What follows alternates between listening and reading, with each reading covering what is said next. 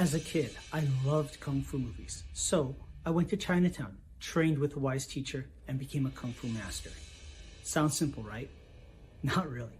My journey, like the study of Kung Fu, was as arduous as it was rewarding, filled with as many secrets as revelations and as much heartache as triumph. It's a defining moment in my life, and while I began studying Kung Fu to learn how to fight, what I discovered was a way to live. Martial arts never came easy to me. I was far from talented, and even farther from being the chosen one. It was only through years of tenacious perseverance that I was able to make steady progress. And so, I was surprised when my master told me that I should teach Kung Fu and share the art outside of Chinatown.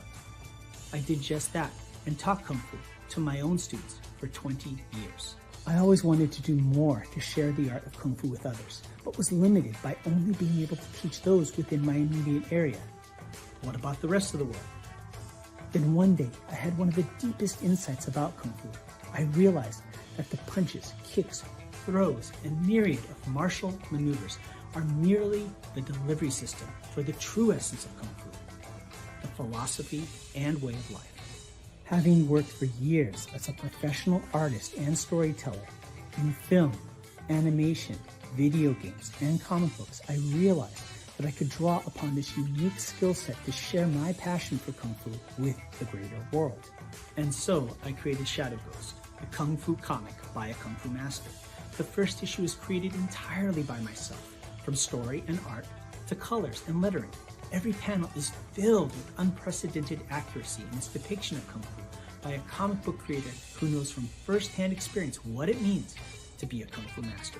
Shadow Ghost is a martial arts coming-of-age story about a young man whose search for the truth about a legendary hero leads him to study Kung Fu, and through a twist of fate becomes part of the legend himself. For the first time in comic book history, you can immerse yourself further in each issue with Kung Fu skills technology, powered by Tiger Crane Kung Fu. Scan the QR code at the back of the comic and follow an exclusive link to an online instructional video where I teach you Kung Fu techniques featured in this series. With Kung Fu skills technology, you can do more than just read about the Shadow Ghost saga. You can become a part of it. The first issue is completely finished and ready for print. All that's needed is for you to make a pledge of support so that we can fund the printing of the first issue. Together, we can share the wisdom of Kung Fu with the greater world. Shadow Ghost is the story of Kung Fu. It's about the people, the art, the culture, and the philosophy. It's my story and the story of those that I've learned from, taught, fought, and loved. Join me and become part of the vibrant legacy in a place and time where we might not be the chosen one, but where we can make a choice to be part of something bigger and greater than just ourselves. I'm Sifu Curtis Fujita, and this is Shadow Ghost, the Kung Fu comic by a Kung Fu master.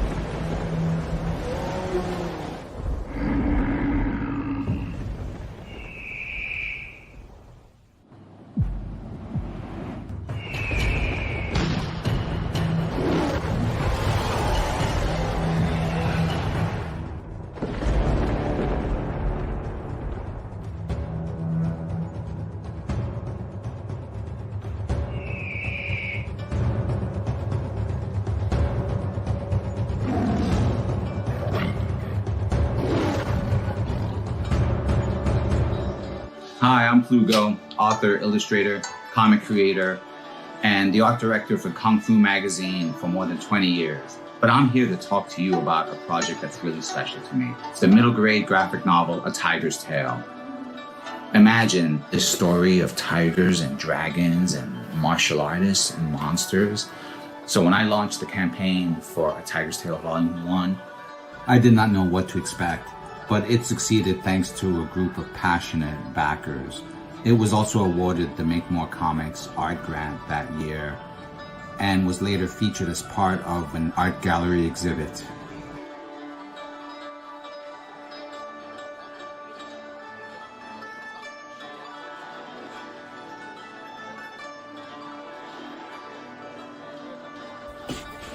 And that's why I'm coming to Kickstarter, to cover production fees, printing, copy editing, things like that. Books completed, with the exception of a few pages I've set aside for color over the course of the campaign. This turned out to be a popular feature of Volume 1's campaign, so I thought I'd bring it back for Volume 2. I think it's going to be great fun for everyone. Hope you'll support the campaign. I'm very excited about it. Thanks for stopping by.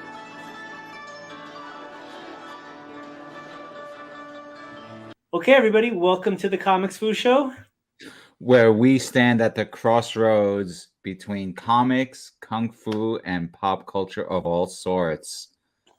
Excellent, excellent. Well, I'm Curtis Fujita, and this is Patrick Lugo. Just to introduce myself, I'm a kung fu instructor, comic book creator. My current comic book campaign on Kickstarter is Shadow Ghost #1. It's the kung fu comic by a kung fu master. And Patrick, why don't you tell the folks about yourself? I'm Patrick Lugo. You can find me online as Plugo. I'm an author, illustrator, and comic creator. My most recent graphic novel is Volume 2 of A Tiger's Tale, available on Kickstarter alongside Volume 1. The campaign is just days away of completing. Mm-hmm. Definitely.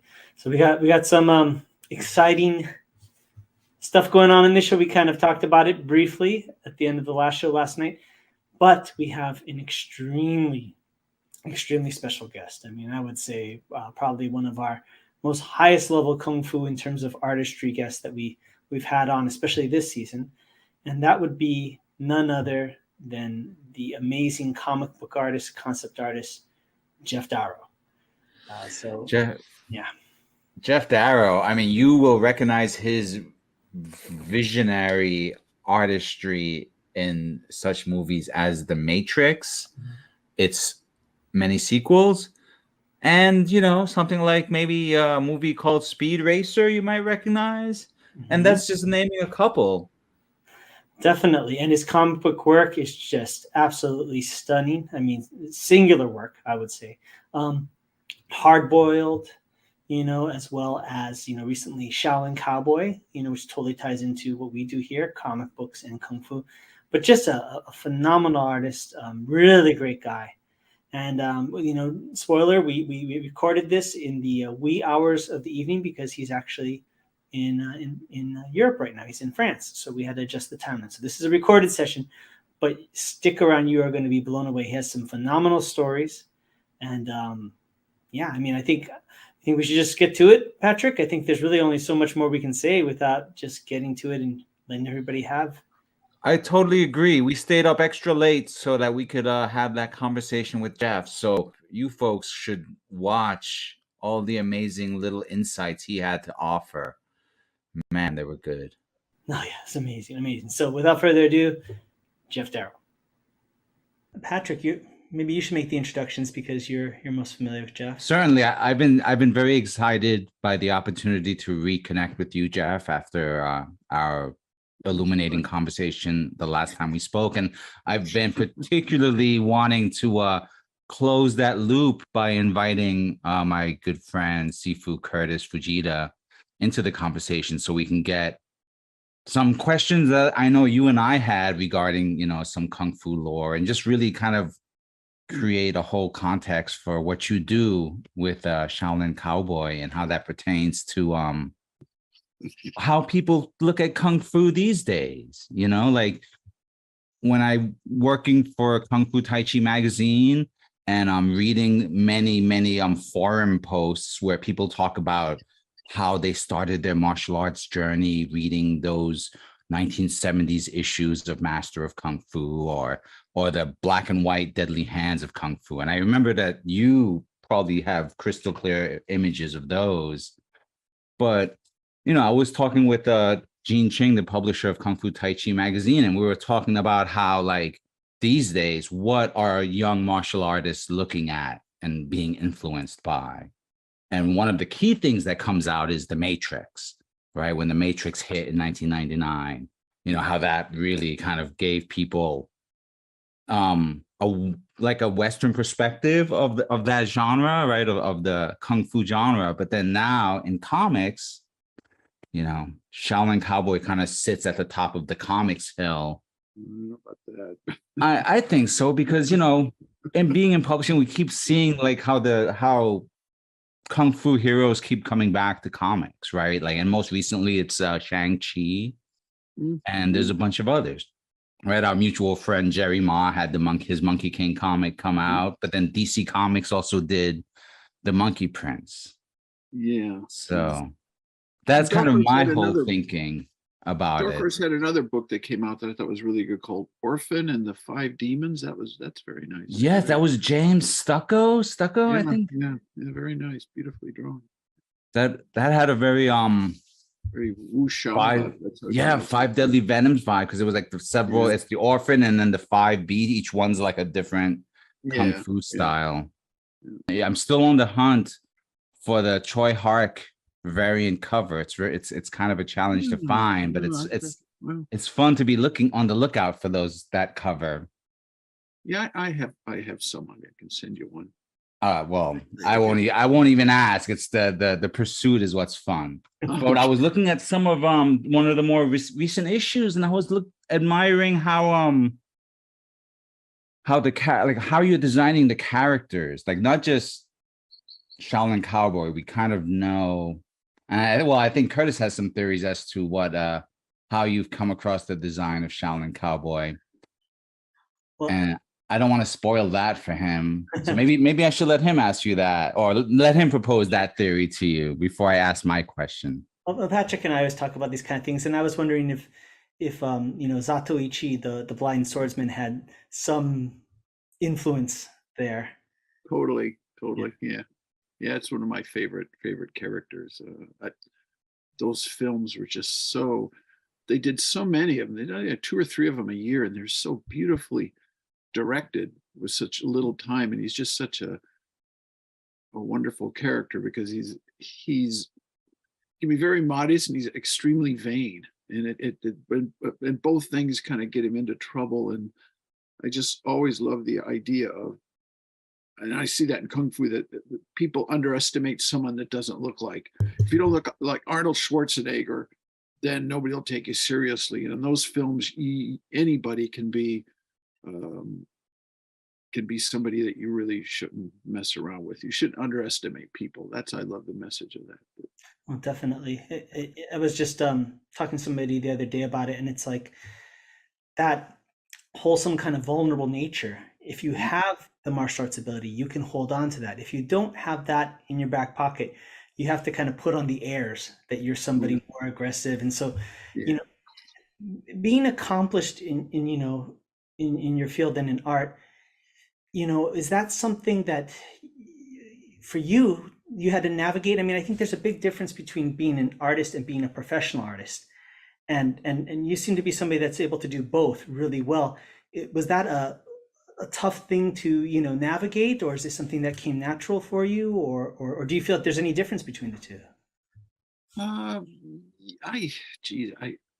I've always had a hard time. To this day, I really don't think I'm that accomplished. I think I'm lucky. I mean, I worked very hard at it, but I took such a strange route to get to where I am. In terms of, because I grew up reading comics as a kid, and I wanted to do the superhero stuff. And it was when I discovered martial arts films that I thought it's nice, and European comics as well as Japanese comics, that there was something other than just guys with capes and masks and stuff, and just doing, once again, taking somebody who looks kind of ordinary but who is extraordinary in his or her own way. And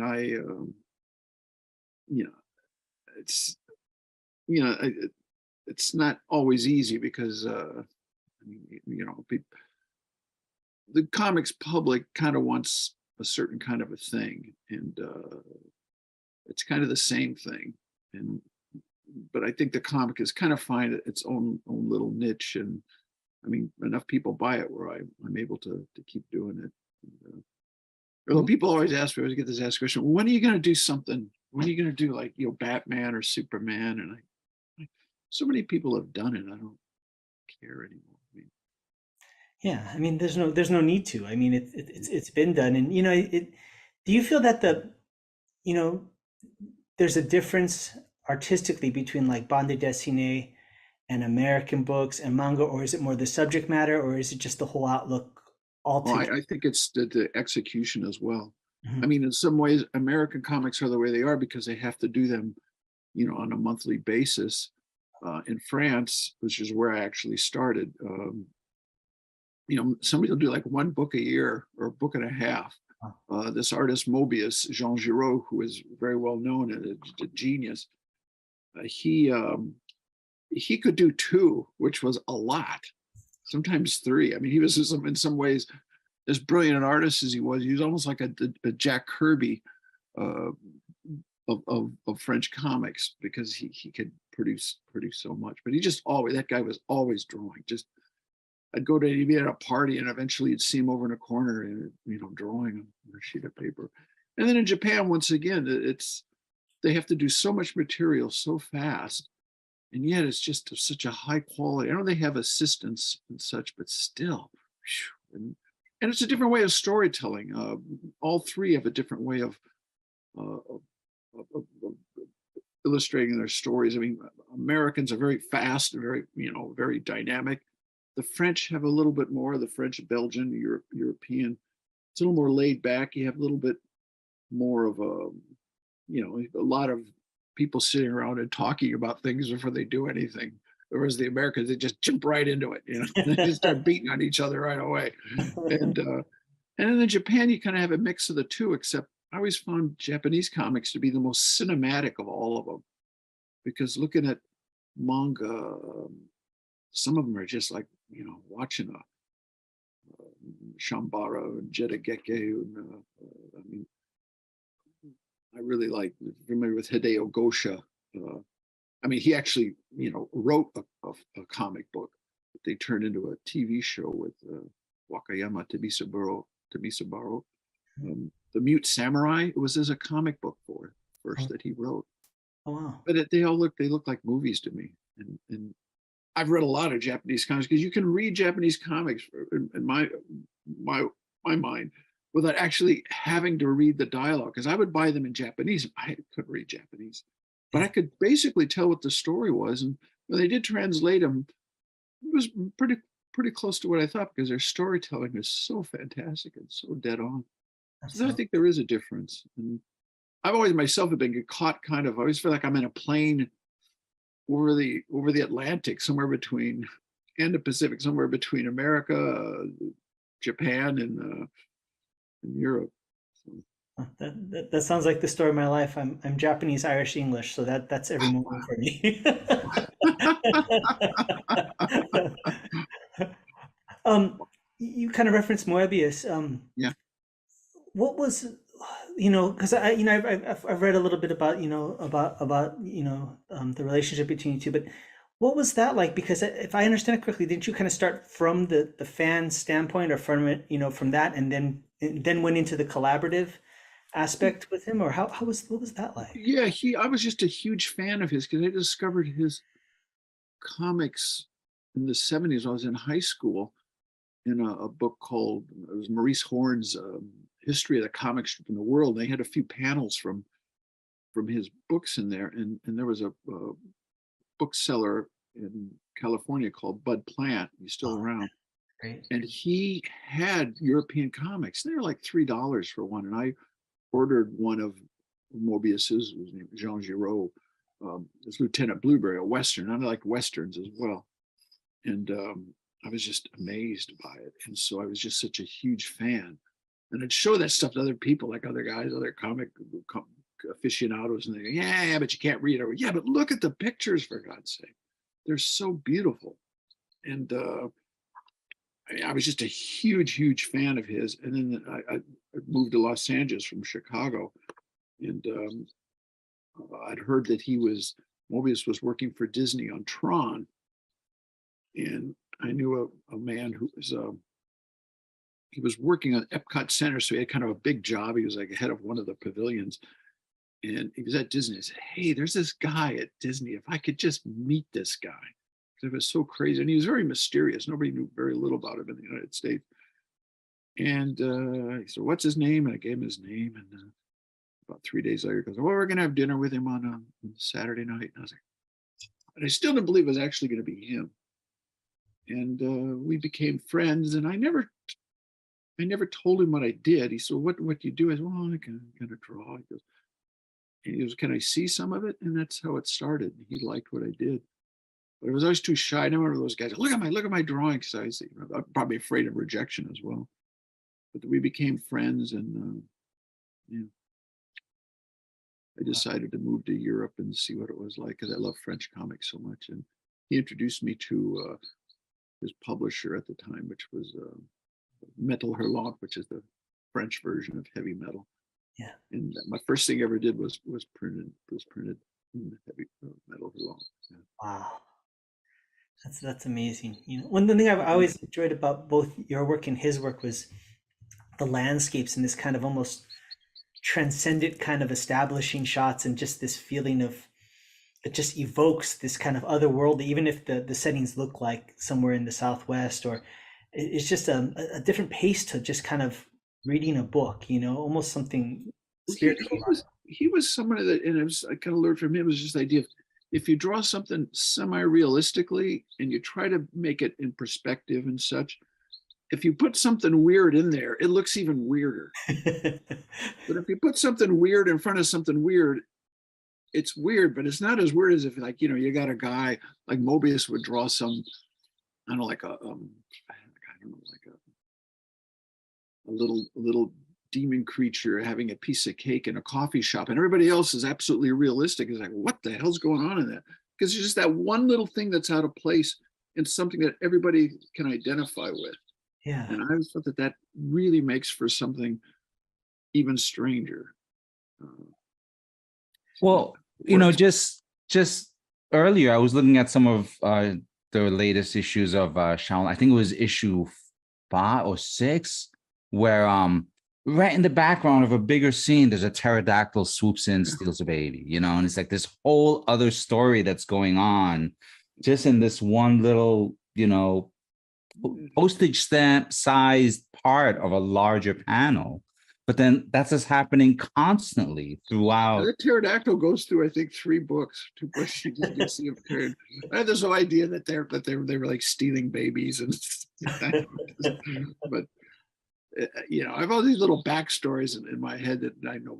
I'm really pleased and surprised that you noticed that, because it's. I think the backgrounds in my comics are almost as important or more so than what's going on in the foreground, because I think of backgrounds as being like another character. Well, there's so much commentary that's going on, between like there's the advertisement and the billboards, but then the graffiti, but then there's like the tattoos and the tattoo choices, and then it's just like goes on, and it's just like the layers of reference. It makes me wonder, are you pranking some of your friends or maybe some rivals? A lot of it is a little of what's going on, I think, in the United States with just in general. I mean, the gun culture, and I'm not against guns, but I think there's certain guns nobody needs to have, and there's certain equipment nobody really needs to have. But I never want to do is like have somebody stop and say, talk about it. This is wrong, blah, blah, blah. I just kind of like, well, look at the pictures, and you don't have to see that if you don't want to. You don't have to. I mean, it's almost like you ramp it up in such a way that it's like having your cake and eating it too, because you still have like the John Woo style gunplay going on, and that's just like, F yeah for anyone who's into that. You've got those frozen moments of just like, the gunfire. So quick little technical question. How closely are you working with your colorist to get some of that?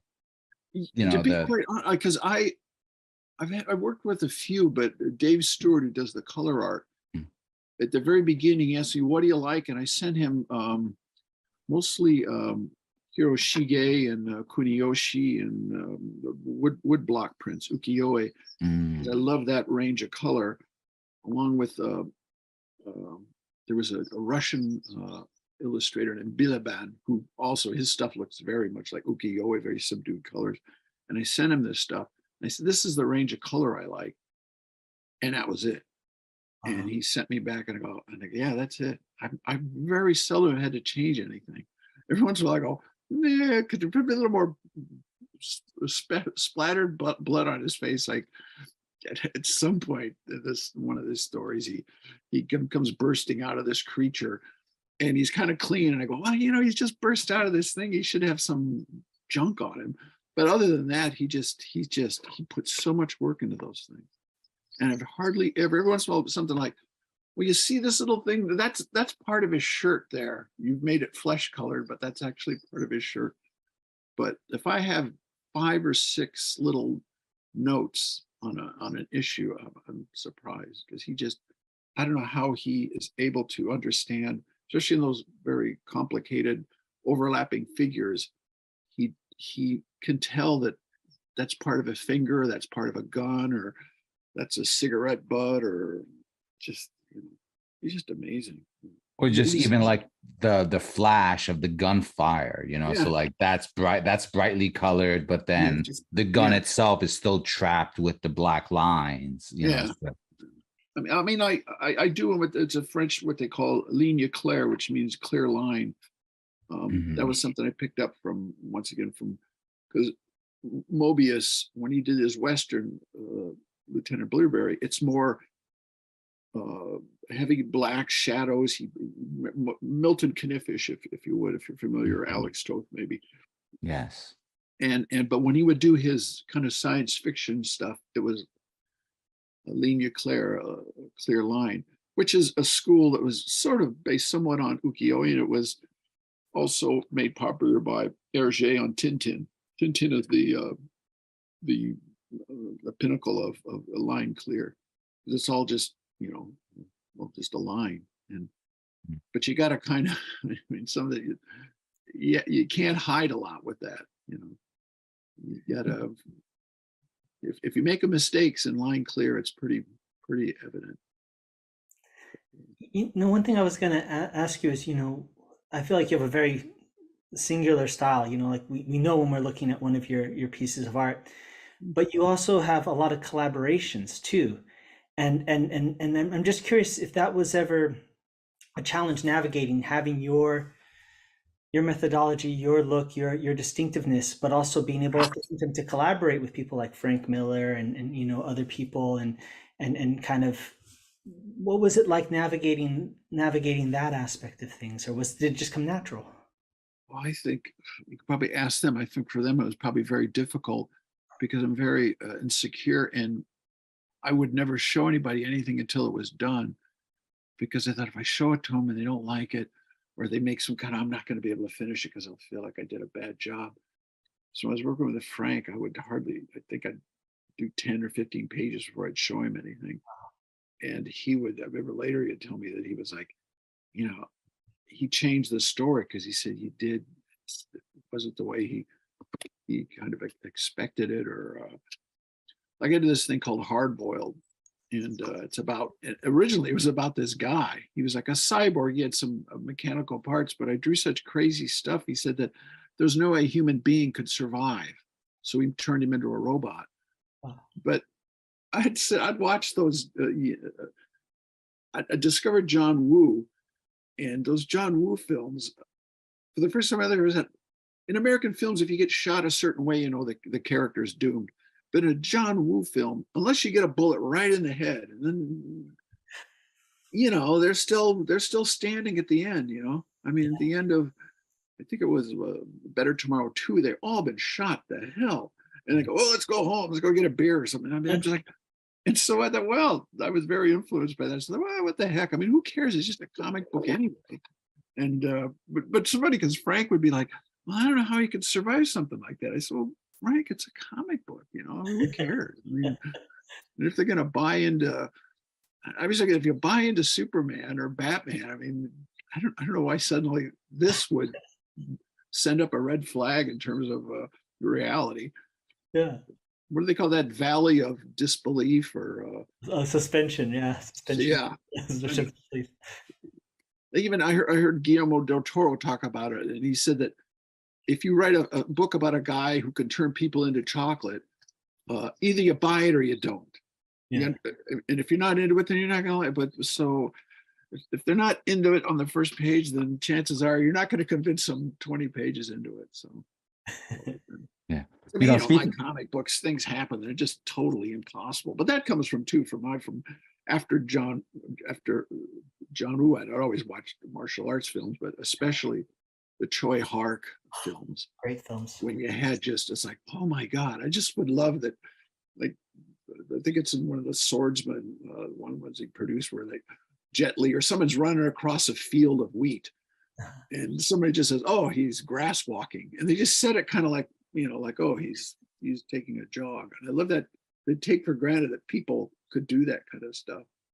Oh yeah. Hollywood, they've been like, well, I don't know, because when I worked in the Matrix, they thought all that stuff was goofy. Warner Brothers. Really? I remember them saying that they thought that the only guy that was really convincing in Kung Fu was Steven Seagal. Because they had tried to get Jet Li in that would be great. and they were like, no, because Seagal's he's the Kung Fu guy. Oh. Jesus Christ. Anyway. Yeah.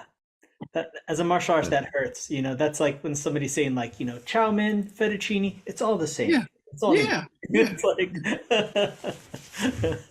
it's yeah. But eventually, but the one interesting thing about that whole thing was that they had introduced, they'd showed the Wachowskis, they showed Warner Brothers, they had copies of these films, and they showed them.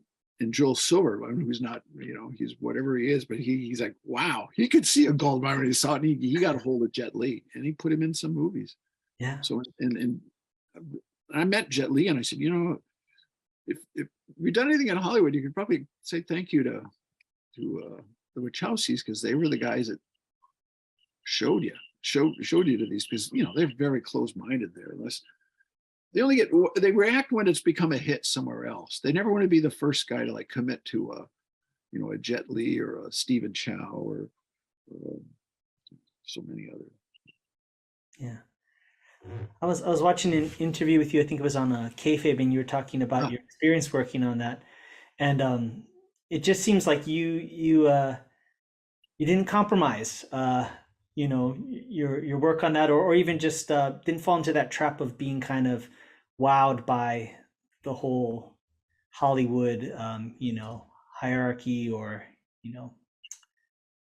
Yeah, because I always wanted to draw comics, and when you're working in Hollywood, you gotta have to do. I admire those guys out there, because, one week they're working on Jurassic Park, the next week they're doing Stuart Little. I was like, how do you switch gears from that to that? Because there's so many things that I would say no to. I don't want to do that, because I would never take a job if I didn't think I could do it.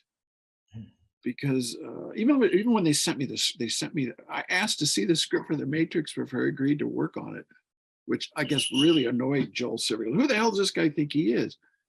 And it wasn't I thought he was anybody special. I just thought, if I can't draw this stuff, I'm not going to take their money, because it's better to say no than to do something and get a bad reputation. And I read it, and I thought, well, I really like it. I'm going to try and do it. I hope I can do it. And if I did it or not, but I did work on them. And it was, and I was as where I could watch all the stuff that was going on. I saw how the stars got treated. I saw how the guys that weren't stars get treated. And you see how, the Wachowskis were always really good with everybody. They treated everybody equally. But you see the studio people, they'd come in the office, and there were people they wouldn't talk to because they weren't their level. And the Wachowskis were never like that. And Keanu was like that too. He was just so wonderful with everybody, and very, very open. And it wasn't like, don't talk to Keanu. He hasn't had his coffee, or don't talk to Keanu. He's just had a cleanse, or whatever. It's just very open. Well, Keanu Reeves is someone that's been very much, embraced by the Kung Fu community after the work he's put into like sticking with it right Yeah, after the Matrix, and sticking with Tai Chi, and then like now with the John Wick work, yeah. he's still kind of delivering on that level. But I was thinking about your mention of John Woo, and I see a lot of John Woo in the more recent pages from some of the gunplay scenes. I don't want to spoil too much of it for those who haven't had a chance to read it, but some of the let's call it the gun fu Yeah. scenes that you have in Shaolin Cowboy. But it got me thinking, like, I want to get a little nerdy about comics, and I don't know. I'm making the assumption that that it's not all just intuition for you, right? So I'm wondering, like, what you think, do you decide when you want to have scenes that are just like one frozen moment and all the details are happening, versus when you want to like break it down panel, like, okay, now I need to do a few panels to really show like a detail or an exchange. Well, I don't, I don't know. I just kind of lay it out very loosely. Mm-hmm. I know that there's going to be a gunfight, and then I'll start drawing it. And a lot of those things happen afterwards. Like, oh, what if this happens and this happens, and um, I can't Right. say it's I can't say it's what do you call it improvisation, because you can't with because you got to draw. But in some way, it kind of is. I mean, the story kind of changes. Well, what if this guy had this ability and that he didn't have at the very beginning? If that makes any sense. I don't. So you kind of know that you're starting off at this Yeah, point and you want to get to this point, that's about but as much as I but know but generally. then along the way you're like, I really want to draw this one epic scene where I could just show him blowing up a whole room with his action or something. Well, I mean, and this one a little more because I won't give it anyway, but he gets angry because of what these people have done, these hateful, supposedly upright people have done, and he goes in there, and he's a murderer. He goes in there and he really just kills all those people, and they're despite the fact they have those guns and they're shooting back at him, but he instigates it. I mean, in theory, he would be arrested because he's like a mass murderer. But, It's a righteous fury yeah, he's delivering. but there's a lot of, I mean, there's so much collateral damage in the world these days. It seems like I draw that quite a bit. It's just like it seems like human life doesn't have so much value for many people. Is it cathartic for you sometimes to just Yeah, draw these crazy scenes yeah, and just like that just one was because I was so angry about stuff that was going around. Mhm. And you say I go back to the whole. I often wonder if it had been misconstrued as I'm embracing that culture. The gun culture. I maybe it's hypocritical because I draw it, but I think it's really ridiculous. I mean, I just don't believe people have said it before need to have semi-automatic weapons. I mean, I don't know if it's because people watch Walking Dead too often and they think that well, eventually zombie apocalypse is going to come and I want to be prepared. I mean, even when I think of that you never hear about, or very rarely, of somebody in one of those situations where there's a mass shooting, someone pulls a gun out and drops him before something happens, except for that young man in Monterey Park that Yeah. rushed after. Holy shit, man! Yeah. Wow. I mean, if that guy, I don't know if they give a Congressional Medal of Honor for something, but if somebody deserves one for that, he does, because holy cow. I mean, that was something. And he didn't have a gun. And I'm not saying that, but wow, he saved a lot of lives. Yeah. But that's so rare. It was such a, it's kind of a, it was a horrible thing, but that was just so amazing, kind of uplifting to see, yeah, some guy, a guy no one would expect did the right thing. You started out in animation, if I'm correct, to some degree. Did that inform the way that you do comic books, or do you kind of view, or just even the work ethic alone, or was that just a separate thing, or how did that affect you moving into the comic book Well, medium? it did, because I watched all these Hanna-Barbera cartoons, and I always thought they were always kind of, some of them, the earlier ones, were really good, but the ones they were doing when I went to work there were pretty bad, I thought. and that anybody can get a job at this place. So they didn't even hire a schmuck like me. And when I got in there, there were so many great artists. And it's just a matter of money and time. And I learned that even though they might not look great, there's a certain ability to draw you have to have, which is to think in 3-dimension and think in perspective and think in action. And that helped me a lot, because my boss was like, he wanted to fire me every week because, oh, you didn't, did you go to school? I go, yeah. No, you didn't learn much. You got a lot to learn. Wow. Every day was horrible. I felt so horrible about myself, but it forced me to work at it. And I would watch these guys, because I mean, they had so many. They had Jack Kirby was there, and Carmen Infantino, and there was Alex Nino. They had brought in a lot of artists from the Philippines, and hardly any of it made it onto the screen. But them there, you'd see them drawing these layouts and such that, that sent to Taiwan, because they had it was called Cuckoo's Nest, I think they called it, was the animation company that Hanna-Barbera set up, and they did all the animation. And it was just, they had to turn it over so fast. It's just had so much money. But the preliminary stuff, the backgrounds, all that stuff were just really, really amazing. So that helped me a lot. That, and the whole idea that in animation, if you think you've pushed something to its farthest, you push it one beat more. And that's what I see, like in Chinese films and Japanese films. They do that a lot. America kind of has a tendency to kind of like back off, kind of like, yeah. It's like, I love it. So there's anything goes. I mean, you got a little bit more of that, I think, now in American films, because of the influence of all these cultures. But you just push it a little bit further.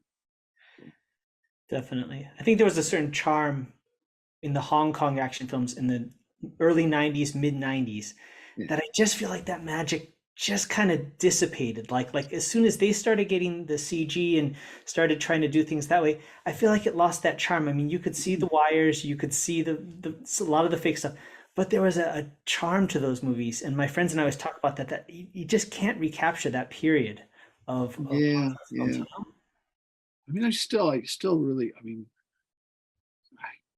I think Stephen Chow, the Shaolin Soccer and also from here, just, I don't know, they just make me smile every time, because I just love the whole idea of, in his movies, it's all over the map in terms of, you just can't do in the US. It's got either it's dramatic or it's funny, and he would have both. And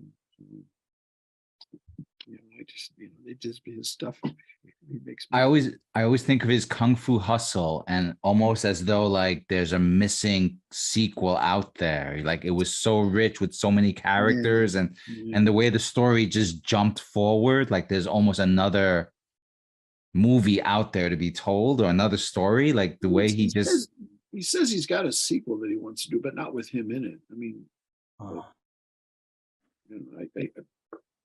all of his movies, like that mermaid movie that he made, it's just so weird. It's funny and weird, and it's like that thing is all over the map, and you just can't do that in most films. It's like, no, what is it? It's neither fish nor fowl. And he doesn't seem to care, and it seems to work. Yeah. One thing I always love about your action is it's like it just hits you. It hits me so strongly in so many ways. Like at one point it's so visceral and so violent, but there's almost, it crosses the border, to me at least a little bit, almost to like a slight bit of humor. And then there's this grace and this beauty to like I was looking at Shaolin Cowboy, and there was a sequence where he was, just massacring this group of people, and the blood was just like this line tracing the movement through the whole thing. And it was like, it was all those things at once. Is that something intentional? Is that something that you strive for, or is, I'm pleased or touched that you noticed that. Yeah, I do. I think it's that stuff I draw is just really goofy, and I mean it's just so over the top. It's kind of, I think it's hard to take seriously. I mean, I've seen other things that people do, and it kind of makes me, because there seems to be some joy in it. I don't know, in which shouldn't be there. And yeah, I say that, but I mean, you know, I draw that stuff where, but it's just, to me, it's so goofy because my wife really does not like violent stuff.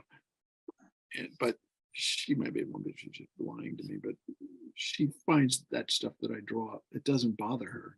It just seems so over the top. And I think a lot of that comes from, once again, from watching some of the John Woo stuff, because that stuff to me is so over the top. And Sam Raimi, his Evil Dead movies were just, I mean, because I hate that kind of stuff. I hate like Saw and all those kind of films. I can't watch that stuff because it's serious about that gore, and whereas Raimi is like, it's just, I mean, so goofy. You know, there's him just constantly being splattered with blood, and I mean, the guy that cuts his own hand off, and like, is like, then realizes he's like, oh, I win, and oh wait, I just cut my own hand off.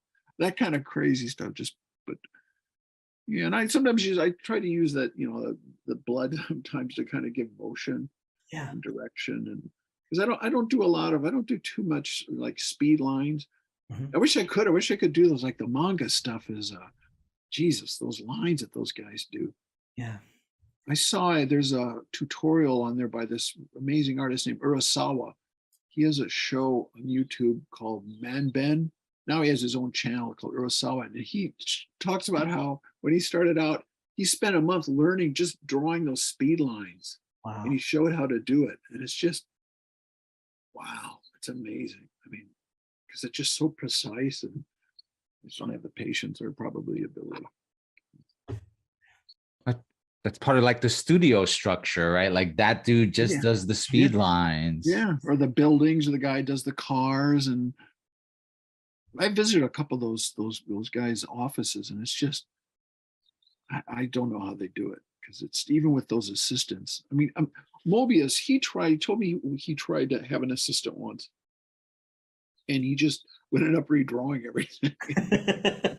And I go, yeah, because even me, it's like, I worked on a film and I was giving people work to do, and I felt really bad about it. I go, well, I should do this, and well, it's not exactly what I want. And it's hard to give stuff to other people. Do you think that in that sense, it's not necessarily a matter of control, but you kind of have to give some of that creative vision when you bring people, and even if they're supposed to be kind of a proxy of what you're doing, I would think, you know. And when I work with, for instance, the color artist Dave Stewart, like I said, I've given him very little direction other than what the palette of color that I like. Because also when his, you know, it's like he's my partner, he's my partner in a way on this comic. I mean, it's as much his as it is mine because of all the work he does on it. He what's his vision of it is. I mean, he'll talk to me about, you know, he'll say, well, maybe if, you know, this, what do you think the color of this monster should be? Oh, it might be interesting if it would. But often I just let him, because I feel if people are invested in that way as well, they'll give a little bit more of that, as opposed to, oh, make the shoe blue and then make the hat red and make sure the pie he's eating is blueberry, not cherry. And I mean, I've seen comic strips like that where everything is, you know, there's a Jacqueline Suzanne paperback on the coffee table, and there's a glass of tea and a photo of Harlequin or something. I don't know. Well, I mean, make me crazy. There's like a new generation of comic artists who seem to be very like focused on deconstruction in terms of like how it's done, and like rules and whys and like methods to get to the finished project. And I wonder if like more seasoned and more artists who have, you know, been doing the work longer have that more internalized, so it's not necessarily something that you could like create a formula for.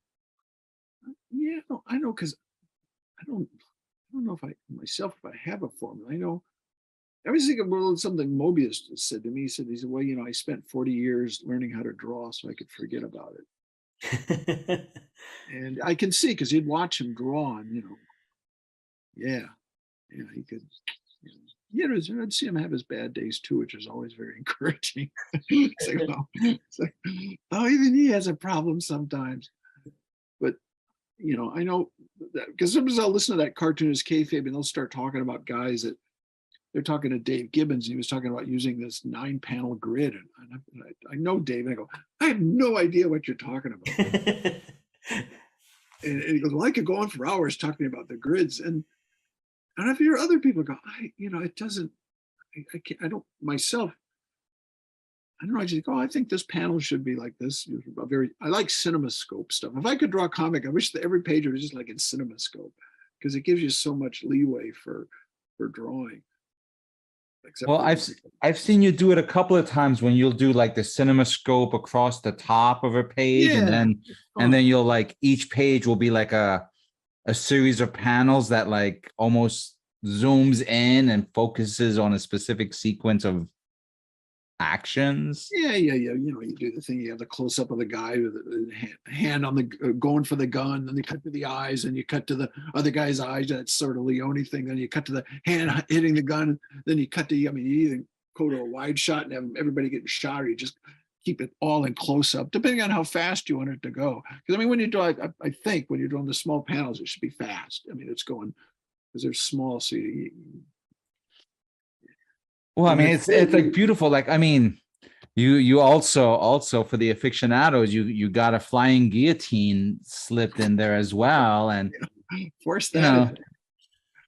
I think I put that in there because when I heard that, I think I drew it before he died. That movie freaked me out, man.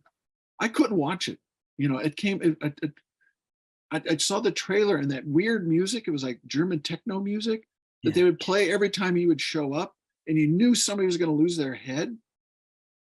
When it come on TV, I'd turn it because it bothered me. It's so funny because I had a real aversion to gore, and oddly enough, and those movies, maybe because it was so kind of fake looking, it kind of looked real because it was just that you hear that music and you'd throw that thing across the room and some guy would lose his head. I'm like, holy shit, man! It freaked me out. A lot of those, like I remember seeing the poster for Five Fingers of Death. I was young enough. I'm old enough to have been when that, the whole kung fu explosion hit the United States. And he's got the eyeballs on his fingers. And I go, I don't want to see that. I'd seen the Kurosawa stuff and I was really into that. But blood splatter. I've been freaked out by Bonnie and Clyde at an early age. The end of Bonnie and Clyde, if you've ever seen it, where it was before Sam Peckinpah, and they're just doing this kind of what Sam Raimi would call a chicken dance because they're getting hit by bullets and they're flying around, and that scared the heck out of me. And so anytime there's anything like that, I remember Billy Jack. I really like those Billy Jack movies, and in that second one or the third one, I don't know how they had this sound effect every time somebody would get hit by a bullet. They must have slapped a slab of meat because you hear kind of you never heard that in a movie before. Like the impact of the bullet hitting the flesh, and all these people are getting hit by these bullets, and I go, whoa, that was rough. Yeah, it's funny what'll turn you. Like we're talking about gore. I can watch a gore movie. If there was a movie of somebody getting a paper cut and a close up of that, I couldn't watch it. Something about that is just too much for me. Yeah. Yeah. One thing I was noticing looking at the book was I really love the design of Shaolin Cowboy, the color scheme, the three primary colors, which just harkens back to all the classic heroes, Superman and what have you. I'm assuming that was an intentional decision. Yeah, that was I picked those colors because I wanted it, one, because of Superman, red, yellow, and blue, and whenever I'd seen color images of the Monkey King, there was red and yellow and blue. Yeah. And so that was important to me. Yeah. That's great. And just what I always enjoy so much about your work is like, even when there's the mob of goons, I can look at the design of any of the goons and I could see a series about that character, amidst the crowd. The detail, the silhouette, the care and the costuming, I always think about the dialogue that they must be having when they're sitting around. Because if you go into a coffee shop or something, you sometimes just hear a dialogue that is just so or people walking down the street. I remember sitting on my front porch with young ladies walking down the street, and she's like talking about her, some infection and the pus that's coming out, and she's talking at the top of her voice, and it's just a little bit. Well, when the pus is coming out, I'm not going to. And then she's down the street, I'm like, holy shit, man. I remember when I was a kid growing up, I remember my parents would hear them talking, and they go, "Did you hear about Betty? Betty, she's pregnant." Like, and as a kid, I go, "What is pregnant? Wow, it must be something really bad," because they would whisper it. Now they're talking about, like, well, my uterus was removed, and they put it on a plate right in front of me, and I was like, what happened to that? And it's Well, I mean, these days they'll be quick to just snap a photo and post it, right? Yeah.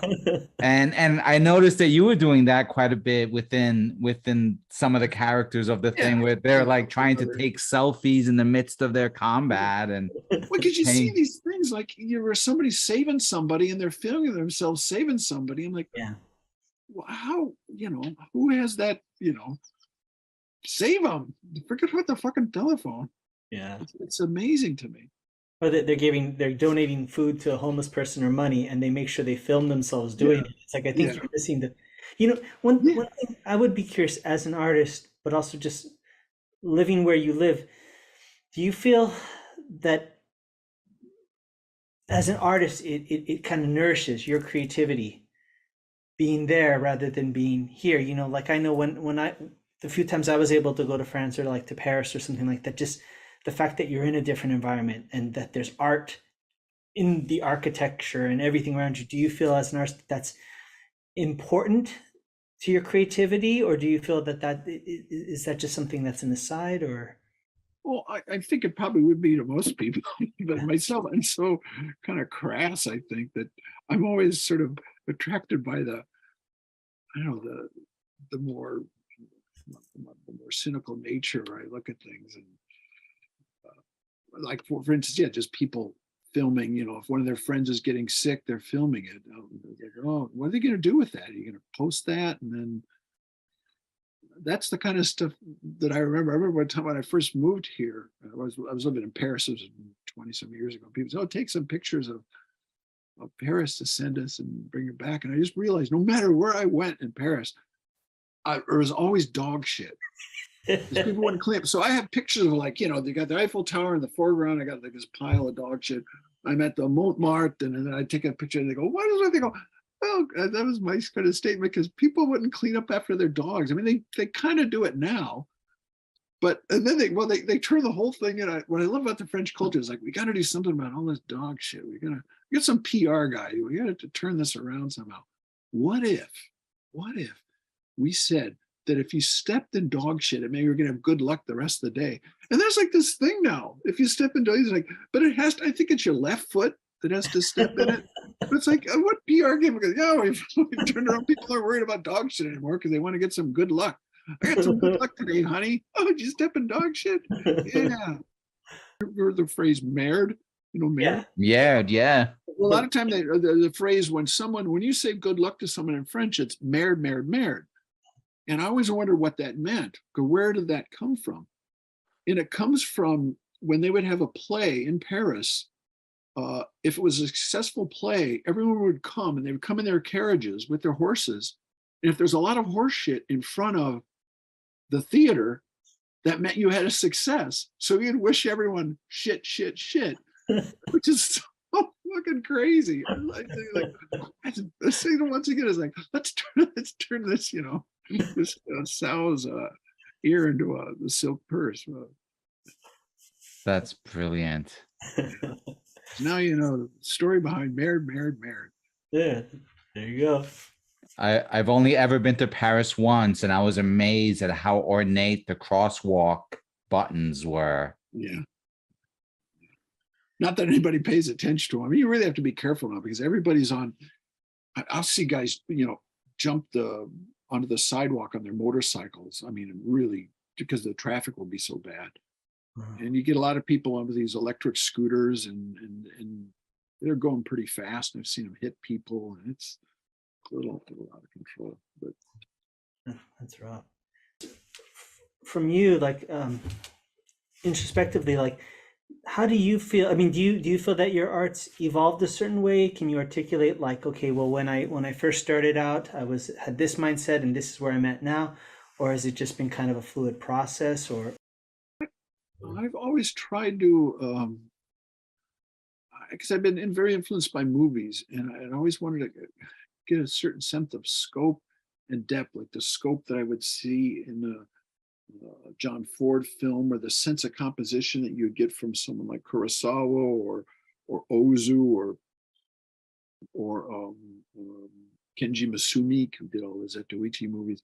And I always sort of like tried to figure out if I could get that into my compositions, which like overlapping things, so you get a sense of depth of foreground, middle ground, and background. And that was really hard. It's really hard to do, and it's also sometimes you'll draw something and you think, oh yeah, but if there was like a hand coming in front of it, it'd create all this kind of neat depth. But then I have to erase stuff I've drawn, and it's like, yeah, but I finally got that thing drawn, and I have to erase it out and put it in because it looks better. But so I've made an attempt to. That is something that's always interests me, is to get better compositions and just that's a sense of depth. I don't know if I've achieved it, but I keep trying. It seems like, looking at some of the fight sequences of the more recent, chapters of Cruel to Be Kin, it seems, are you like, do you map out like the scenario? Like there's a sequence that takes place indoors, and are you like mapping it out and then drawing it, or do you just like have that in your head and just? No, I do layouts, really loose layouts of, what the perspective and the composition will be, and I mean, I don't, draw out, like details and such. It's just like very geometric blocking. I guess within the films would say I block this shot. Mm-hmm. And as I'm drawing it, because I get bored, I go, what if there's like a crab crawling up the back of a chair, or there's a poster of, Jesus drinking a beer in the corner, and just things that I think are find amusing. Because I mean, it always seems like it's in a space, like it's like you can step in there. Like if you could get into that comic, you can step in and look around. Everything seems to have a place, like it's a reality rather.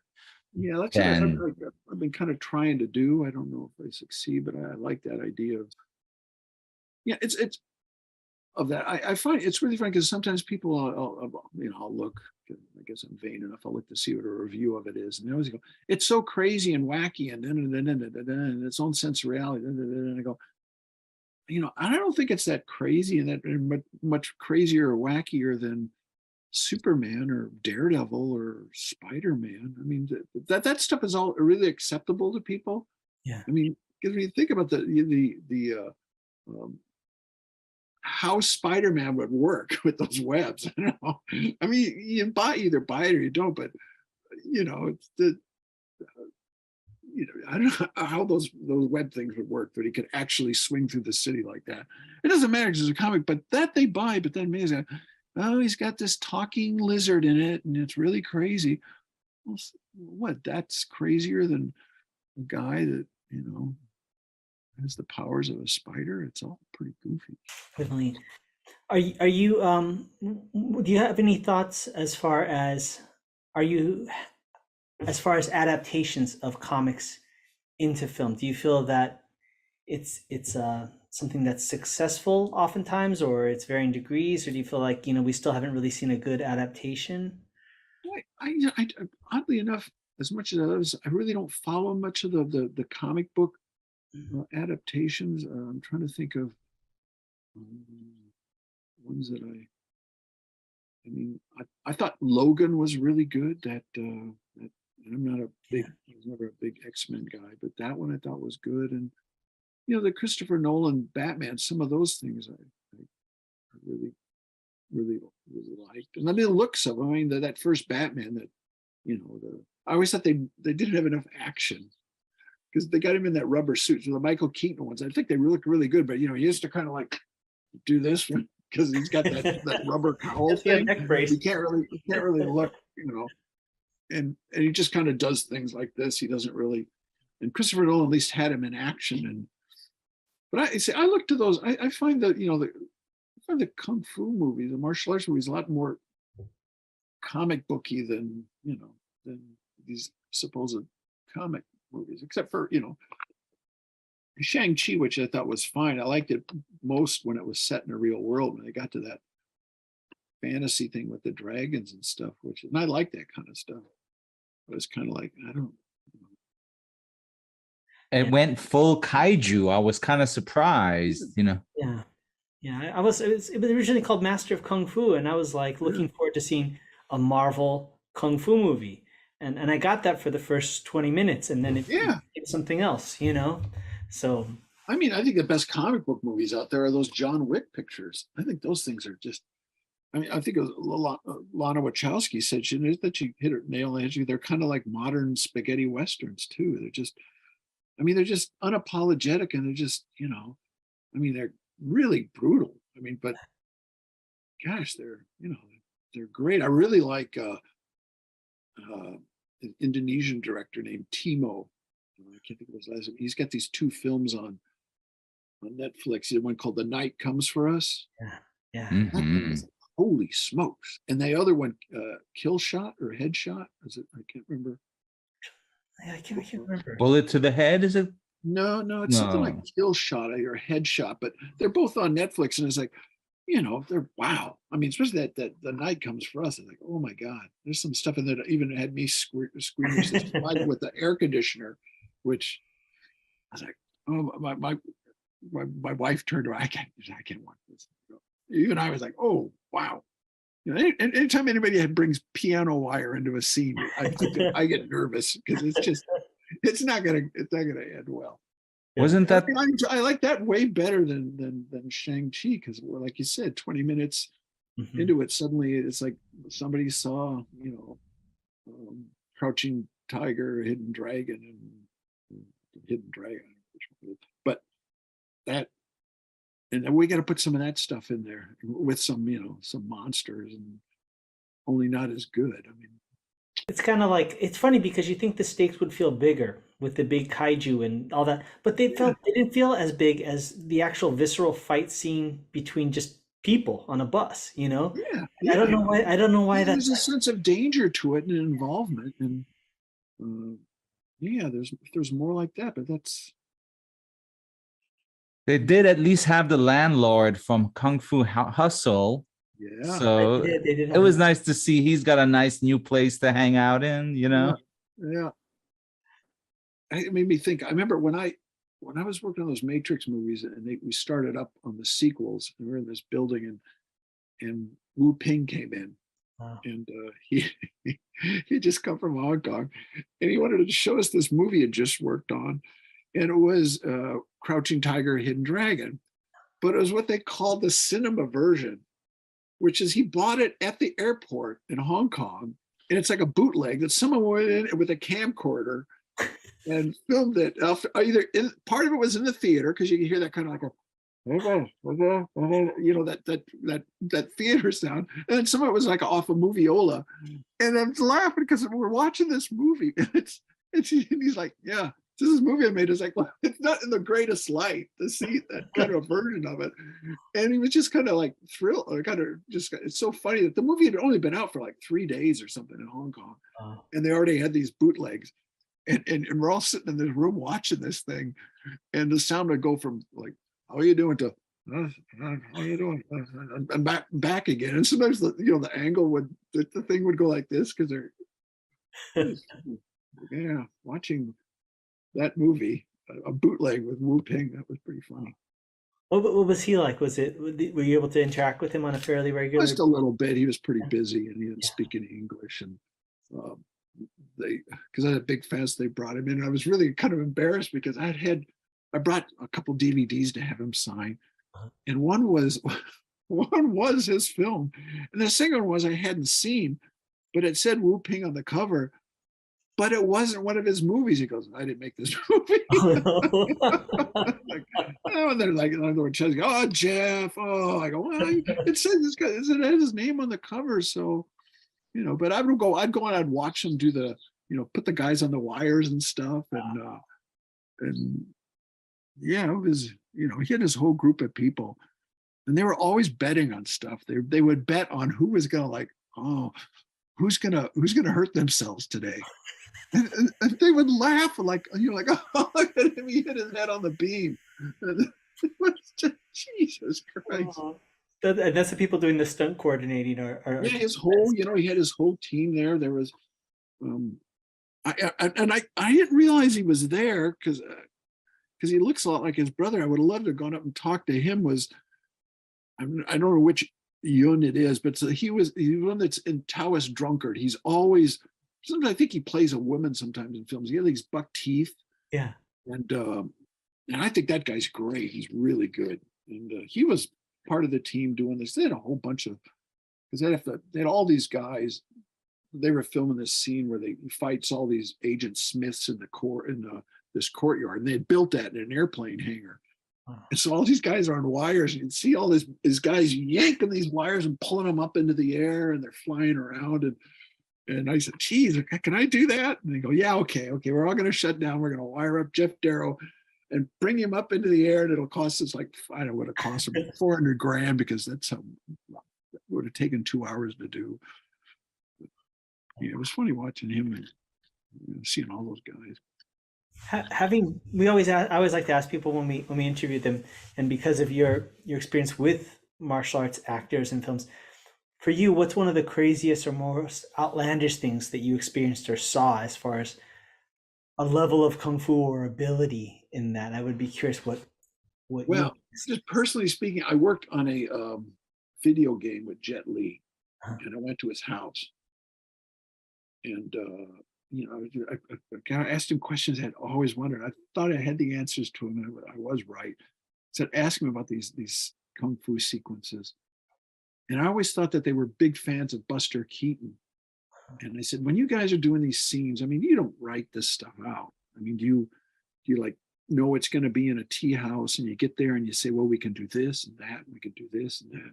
He goes, yeah, that's generally how we would do it. They didn't it wasn't written into a script that, we could take the chopsticks and throw it and go in for one ear, come out the other, and hit the guy behind him. That's all stuff that they would come up with as they looked at what they had to work with. Yeah. But this guy that took me over there, because I was going to take some pictures of him to work on this game, had a bull mastiff. And those big dogs. But it's a beautiful, very gentle animal.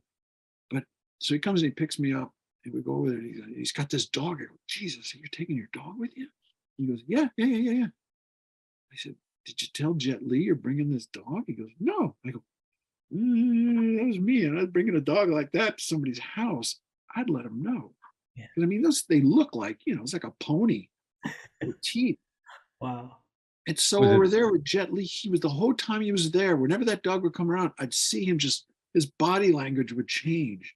And he would kind of like he was always ready to do something, because he was very uncomfortable around that dog. Sure. That to me was pretty cool to watch. And then I asked him to do some stuff. And I remember he threw a punch at me, and he stopped like right there. And I could feel. It didn't touch me, but I felt something there. Like, I don't know if it's chi or energy, whatever. The chi projection. But yeah, I mean, I felt it. Like you see those weird, you see somebody hits in their face, like, blah, blah, blah, blah, blah, like that. I wasn't like that, but it was like that much of that. And it was just, he was so fast. Wow. And I always thought, I thought, well, I'd like you to do a pose. And I thought he would just, you just go like this, and you'd do a pose. But he would go through the whole movement to stop there. Wow. It was so every time. Like, well, can you give me the kick thing? And he would do the whole thing and then stop at that point. I was like, wow. That was very enlightening. That's amazing. Was that the Rise to Honor game? Was that the I don't know if it ever came out. It was, I don't know. I think it kind of fell apart. He was living in Monterey Park, because they had that whole migration of people leaving Hong Kong because they were afraid that, when it turned over to, this was like 1999 or 2000, 2001, Yeah. that they would, and he just had a baby. This beautiful house. Very, very, very nice guy. And they were going to have him in the Matrix sequels, but he wanted way too much money. Yeah. And I think they got what's his name? Colin Chow. Oh, that's right. Yeah. Yeah, he was really nice. Was it different? When you first were working on the first Matrix movie, was it different than coming back? Because when it first was about to come out, there was no expectation of what it was going to be.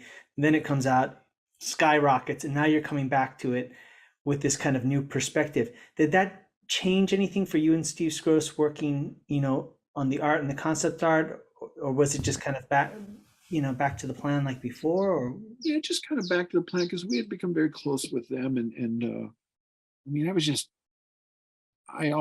trying to draw what they wanted, and I'd ask them questions, and Steve, God, that guy, amazing artist. I think he storyboarded 70% of those pictures. really?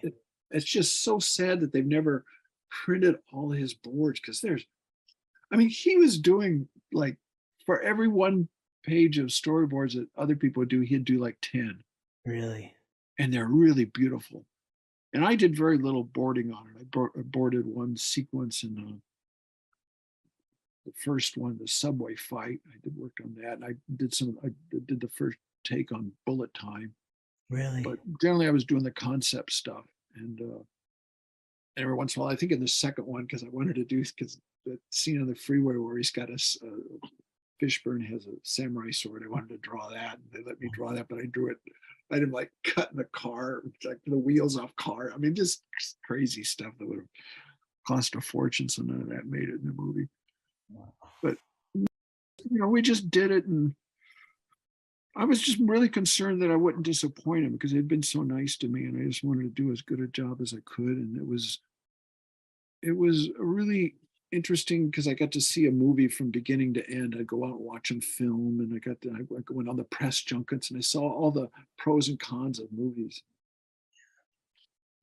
Was there a particular image that you had worked on that you were you delivered and were always like, oh, I wish I had spent a little more time, but then when you see it, realize that surpasses what you initially hoped it would achieve?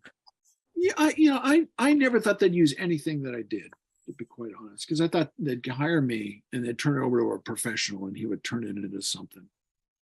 And they had always said to me, they said, if this movie ever gets made, because it really almost never got made, and if it wasn't for Keanu, it never would have been made. He was the linchpin that got them the budget. He was the one. Yeah, exactly. Because there were a lot of guys. They talked to Leonardo DiCaprio, and at one point it was going to be David Duchovny as Neo. Really? Wow.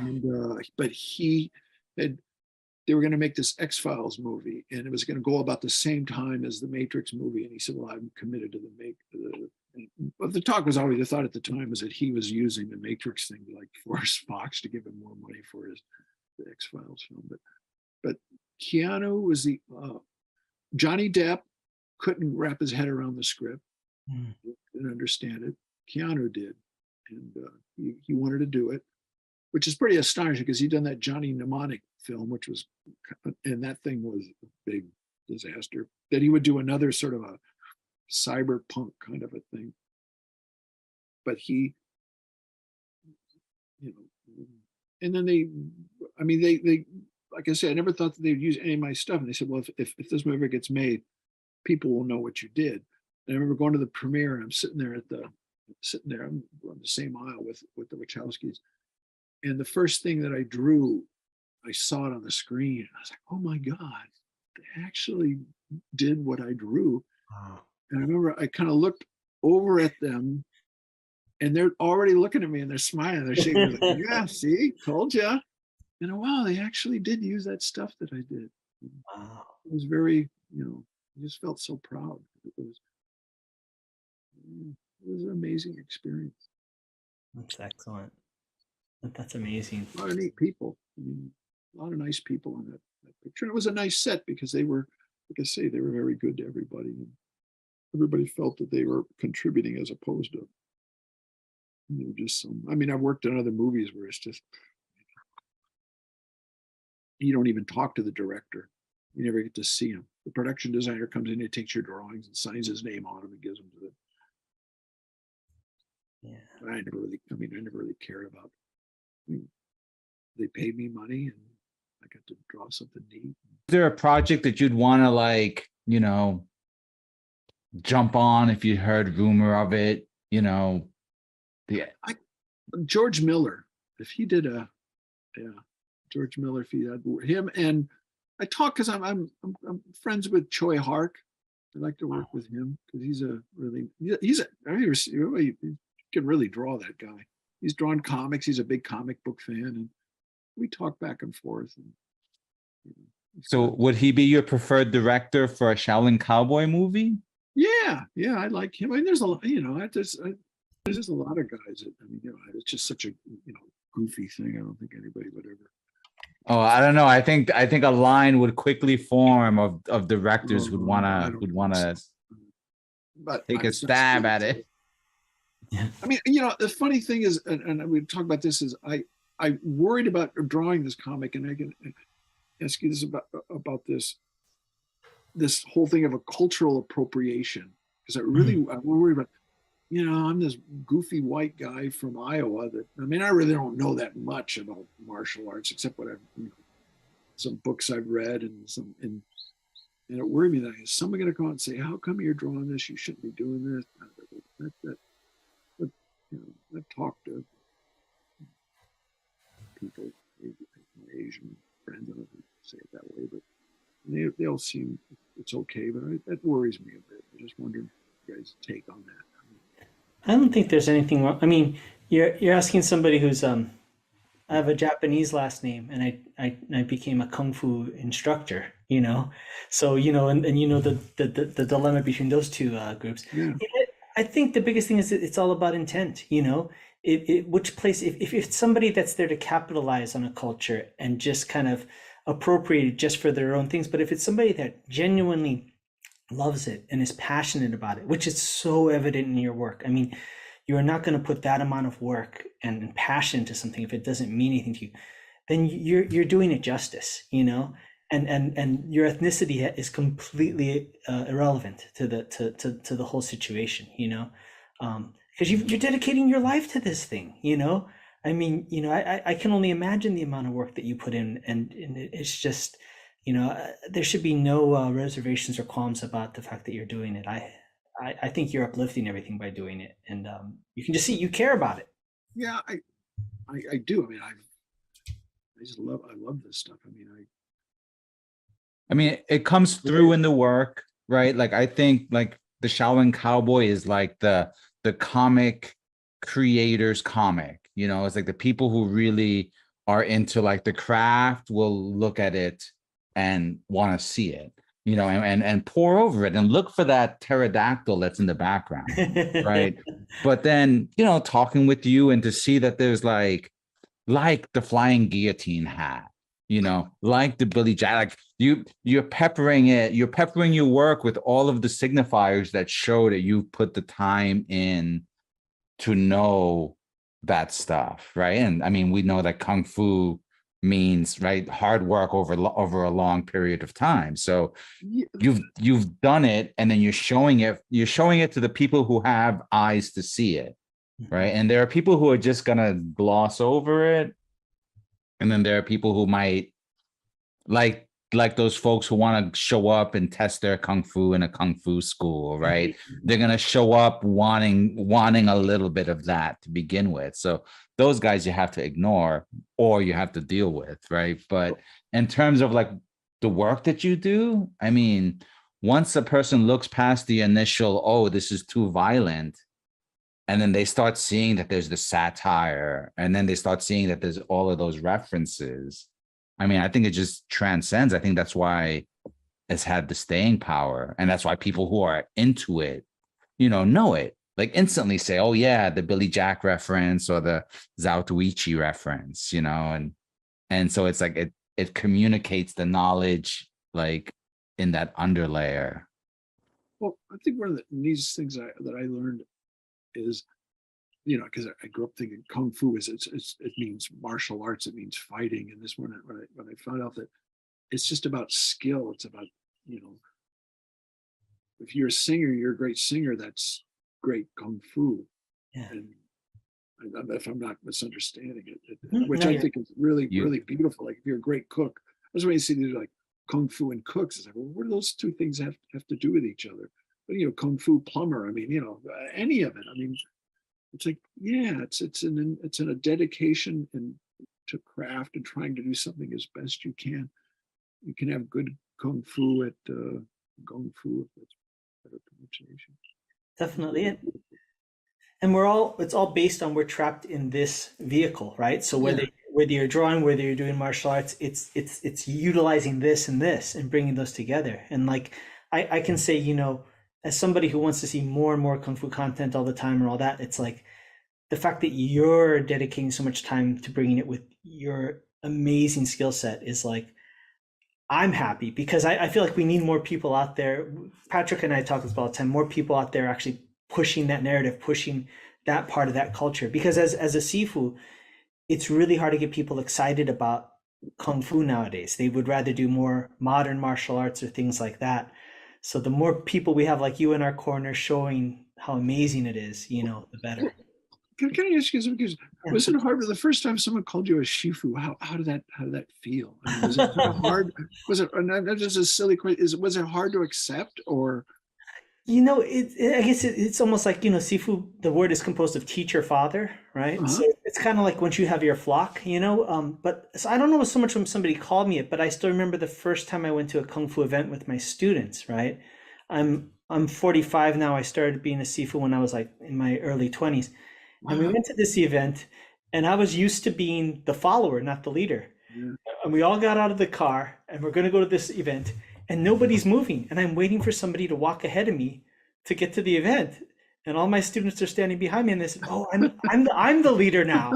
So it was kind of like Bambi trying to walk on the ice. I kind of like took one step forward and another and they followed. And then, but you just kind of learn that's a role, right? It's my role is that. That's not necessarily who I am. That's just who I am in the context of these people.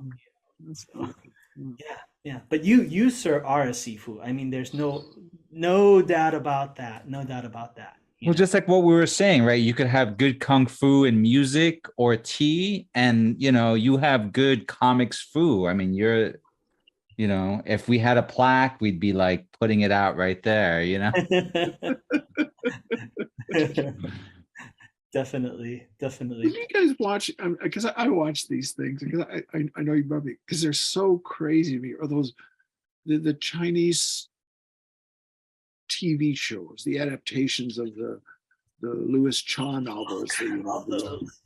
Those things are so crazy. Oh, what's so funny about that? My Sifu, who's a really old school, well-respected Sifu, very serious. I would try and talk to him about Kung Fu movies all the time. And he would go, why are you watching that junk? Just practice, it's nonsense, right? Yeah. So one time I visit him and we're eating lunch, we're eating dim sum, and he starts talking about a Louis Cha TV show. I've never seen him this way. His eyes are ablaze. He's excited. And he's talking about it because it's the ideal of all ideal Kung Fu. It's the chivalry. Yeah. And even though it's exaggerated, those internal concepts of funneling the chi and doing this are actually what everybody's trying to do. And he's never done this before. He stops us eating lunch and he says, look, I got to go home now and finish this up because I'm on disc number 7 and I got to get to number 8, but I'm really glad you came to visit. And so after that, I said, he's never like this. I have to look at these. It was the Heaven Sword Dragon Saber. There you go. Which one? Oh my gosh. There's so many versions of it. I think there's a new one just came out 2 years ago. And there's a movie that came out, I think, the last year. Oh yeah. So at the time, the only translated one I could find was the 80s one with Tony Leung. And it was really? And it was like part Dark Shadows TV series, because it was so low budget. And it's hilarious. They're supposed to be on a mountain, but you can tell that they're on a soundstage, and there's a painted backdrop. And as they're supposed to be walking up the mountain, you can hear a cargo truck in the background reversing in the background. But the acting was so good, and the story is so excellent. Yeah. You forget Those they're great. is it Jin Yong? Is that his name? Yeah, Jin Yong, Louis Cha, Jin Yong. Those Yeah. books are fantastic. But I've watched, the Condor Heroes, Return of the Condor's Hero, then the Heaven, which is the third one in the trilogy. But there's stuff in those like, oh my God, like especially in Return of the Condor's Heroes, where he's taught kung fu by a condor. Yeah. It's feeding him like adder bladders or some viper bladders that gives him, or eats a scorpion that gives him, or something. It's like, oh my God. Yeah. And I often wonder, because some of them I think are done in mainland China, if they don't like just take the soldiers and go, look, you're going to be in a movie this week. There's like 500 extras in these armies. Yeah. And even the wire work is just like, how are they doing that? Because they're floating over, trees and shit. And it's and I can imagine that they don't have the same kind of safety stuff they have in the United States. I can't imagine somebody doesn't get hurt filming those things. Yeah, no, the stories are fantastic. Oh, they're so great. I mean, they're addictive. I mean, you just want, and some of those moves are as you delve deeper into Kung Fu, there's some pretty out there stuff. I don't know if we can even put this on if I can tell you this, but I don't know if we can put this on the air because it's so outlandish. But I had heard you see this move a lot in Kung Fu, the Q Sao, the bridge hand. And I don't never told Patrick this, but this is a famous move. And my teacher told me about an incident with my grandmaster where they were in Hong Kong, and they got up in the morning, they went to go get some food, and there was a guy in a street stall, and he was being harassed by guys who were trying to extort money from him. And he hadn't even opened the stall yet, right? And so my grandmaster got really pissed off and went over to him and started chewing him out and said, you guys, how dare you? He hasn't even earned $1 and you're trying to get money out of them. So my teacher said, yeah, one of them threw a punch or a knife. He had a knife, you couldn't tell. But when he dove at my teacher, my grandmaster blocked with this. Mm-hmm. And he shot the guy about 10 feet back, and the guy just slid across the street. And then they ran away. So I bookmark that, and we always say in Kung Fu, the older generation had it, the current generation, it's a bygone era. And I put that away. So about 5 years ago, I'm at my studio with my students, and I'm talking about this maneuver.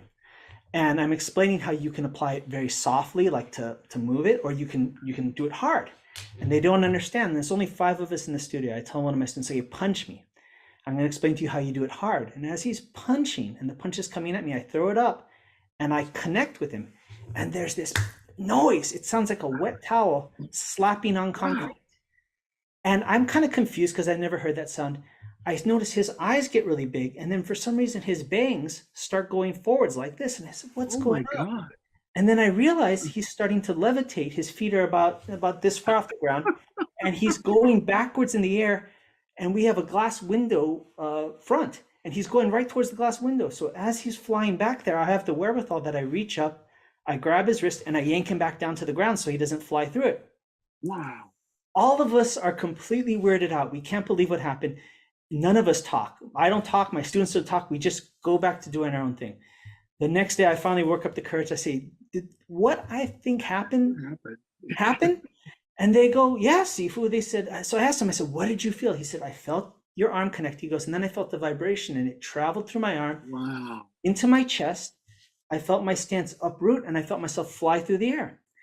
So first of all, I go, wow, that's amazing. I got to be there for it, And second of all, I go, well, my grandmaster put somebody 10 feet away. If I had just let him go through the window, we could have measured it, right? And seen if I matched up. So then I go back to San Francisco Chinatown to my teacher, and I go, okay, I'm like a kid. He's like my dad. I want him to be proud of me. So I get my Chinese classmate to translate everything in detail, and we're eating lunch. And I'm waiting for him to do what I've always wanted him to do, to pat me on the shoulder and go, yes, you are the chosen one foretold of in the prophecy. But instead he looks at me and he goes, yeah, it happens. He goes, it happens sometimes. He goes, what happened is your force and his force, when you connected with him, you absorbed some of his momentum or his force, and you pushed it back at him. And he goes, the timing has to be perfect. Now, our acquaintance Gene Ching, I talked to him about this because I was writing an article once. He says, don't put it out there because then there's the burden of proof, you know, it's not something you can just replicate, and it's not something you can talk about freely. It's just a moment in time that as a martial artist you get to experience, and it's not even me that do it. I just got to be there to witness it and happen to be there. But there is that real stuff out there. It's absolutely crazy, isn't it? You know? Yeah. Wow. So yeah. That's how a man can pull a truck with his Johnson. That's the quote of the night. Sorry, guys. Sorry. No. I think you nailed it. but this is just an absolute pleasure. You know, it's like me too. Oh, really? I mean, it's a great honor. And can I ask you it's silly? Excuse me, I don't mean insulting. What do you teach? What school of my daughter does Eagle Claw. So I do Hongga, which is the style from Wong Fei Hong.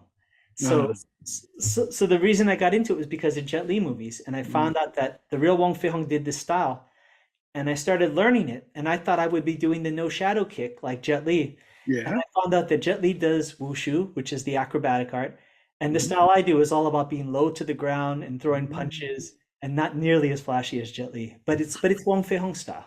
So yeah. He told this story when he was doing those movies. They didn't get paid very much. They're under contract, and the extras would get paid more. What? And so sometimes he would do an extra to make extra money. They put like a beard on him, and his own movie that he was the star of. And he told this story once that they're doing this scene, this scene in the water, and it's really cold. And they're doing the fight, and he comes out of it, and he feels funny, and he reaches down, and his penis has disappeared because the water was so cold and it shrunk up inside. And he goes, "Oh my God!" And then I think they said, "Run! You gotta run! Run!" And he runs, and he goes, "Run!" To heat his body up, and eventually they came back down. That's amazing. That is a story for the ages, you know. He was going to he thought he had done all he could in movies, and he was just kind of fed up, and he was gonna go into a Shaolin monastery. He was just gonna give it up and go in, and he goes to the monastery, and the abbot comes out and he says, "Go home. You're not ready yet. Things are going to happen." He goes home, he gets a call, and it's Joel Silver. And wow, that's amazing. Was that Kiss of the Dragon that he got called for? Which Romeo's bleeding or whatever. Oh, Romeo must die. Horrible, you know. When I was in Hong Kong, I got to ask my grandmaster about the real Wong Fei Hong. Because if you remember the Wong Fei Hong movies, Lam Sai Wing, the Fat Butcher, his nephew's my grandmaster. So wow, yeah. So we would go back and we talk to my grandmaster, and he would tell us a couple stories about the real Wong Fei Hong. Was Wong Fei Hong's family were all in the business of kung fu, right? The grandfather, the father who was in Iron Monkey, right, that Donnie Yen played, and then Wong Fei Hong. But after that, it stopped, and Wong Fei Hong's youngest son didn't want to learn kung fu. So he told him in front of all the students, he says, "If you don't practice more, I'm going to beat you up in front of everybody." So he didn't. So Wong Fei Hong beat up his son in front of all the students. And as he walked away upset, all the students went over to Wong Fei Hong's son and said, "Why did you do that? If you just practiced, your dad wouldn't beat you." And he said, "No, you're stupid." He goes, "I only had to get beat up once. You have to practice kung fu your whole life." Yeah. Wow. Yeah. And the other story that was really fascinating was about Wong Fei Hong and Lam Sai Wing, the butcher. And so I guess one time Wong Fei Hong had to go out of town, and he asked Lam Sai Wing for money. He needed money for his trip. So he went to all the students, "Please give me money. I need to get out of town." So he went to Lam Sai Wing, and Lam Sai Wing said, "Sifu, I'm a butcher. I don't have the money to give you." And he had a gold necklace. And he said, "Well, what about that gold necklace around your neck?" And so Lam Sai Wing said, "Oh, Sifu, I can't give this to you. This is like a family heirloom." So Wong Fei Hong says, "Okay, fine." And then Lam Sai Wing thought about it. He goes, "Oh, I feel so bad. He's my Sifu. He's done." So he gives him his gold necklace. "Sifu, take the gold necklace, use it as you will." And so Wang Fei Hong said, okay, you have heart. He says, Yao Sam, you have heart. You're a good guy. He goes, now I'll teach you my 9 favorite punches, the 9 unique fists of Hong Ga. So that's the only 2 stories that I got about the real Wang Fei. And what happened to Wong Fei? How does he end? He got sick. So he had a tragic life towards the end. He had several wives. I think the first 2 died. The last one survived. And then he died of old age. His wife became a sifu. And his wife was a sifu in her own right, of another style called Mokka. And she was much younger than him. And he met her when he was elderly. He was doing a kung fu performance, and he kicked his shoe accidentally out into the crowd, and it hit her in the face. And so she went up to him and slapped him in the face and chewed him out and said, like, you're a kung fu master, you should know better. And instead of him being upset, he kind of was like, oh, I like this young girl, she's got fire, right? So he started courting her, and she became his last wife. And after he died, she continued teaching, and my sifu saw her do a demonstration in the 1950s. And this, I've been wanting to get this weapon for years. She brought out Wang Fei Hong's staff, this special staff. And the staff was pliable like rubber, but really hard. And what it is the banyan tree. So what you do is a specialist type of staff. What you do is you go to a banyan tree, you go to the vine, and you cut the bottom of the vine, because it's going to go to the earth. You get a jar of linseed oil, and you let the vine soak up the linseed oil so it goes inside the vine. And then you cut the top of the vine off, and you kind of polish it in the linseed oil, and that makes it very hard and very pliable. And she brought out this staff at an event in Hong Kong and showed it, and my sifu was saying, yeah, it actually was like bending like rubber. So that, yeah, it just it just gets more and more fascinating when you find out these stories, So but so if I see a banyan tree staff in Shaolin Cowboy, I hope one of the people that gets killed in the background, I hope it looks like me. I want to be one of the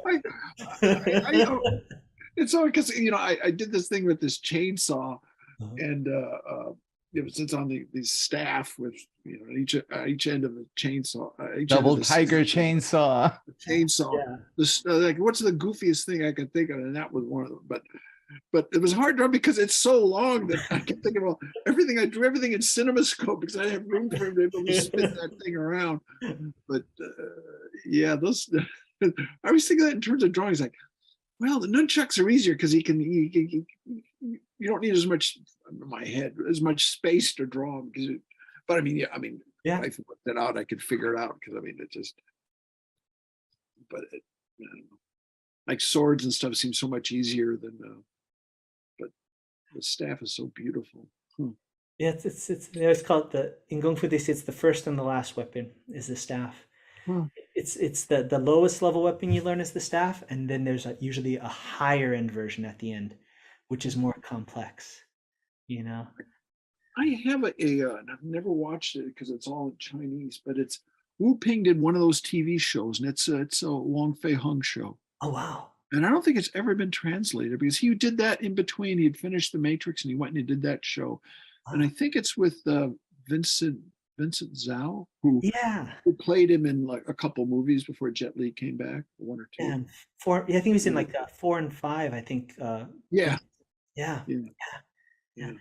When I went to Hong Kong to meet my grandmaster, it was like the best moment. I was training in his school in Hong Kong in this tiny place, and that TV show was playing on the TV, and I was training, and the theme song came on.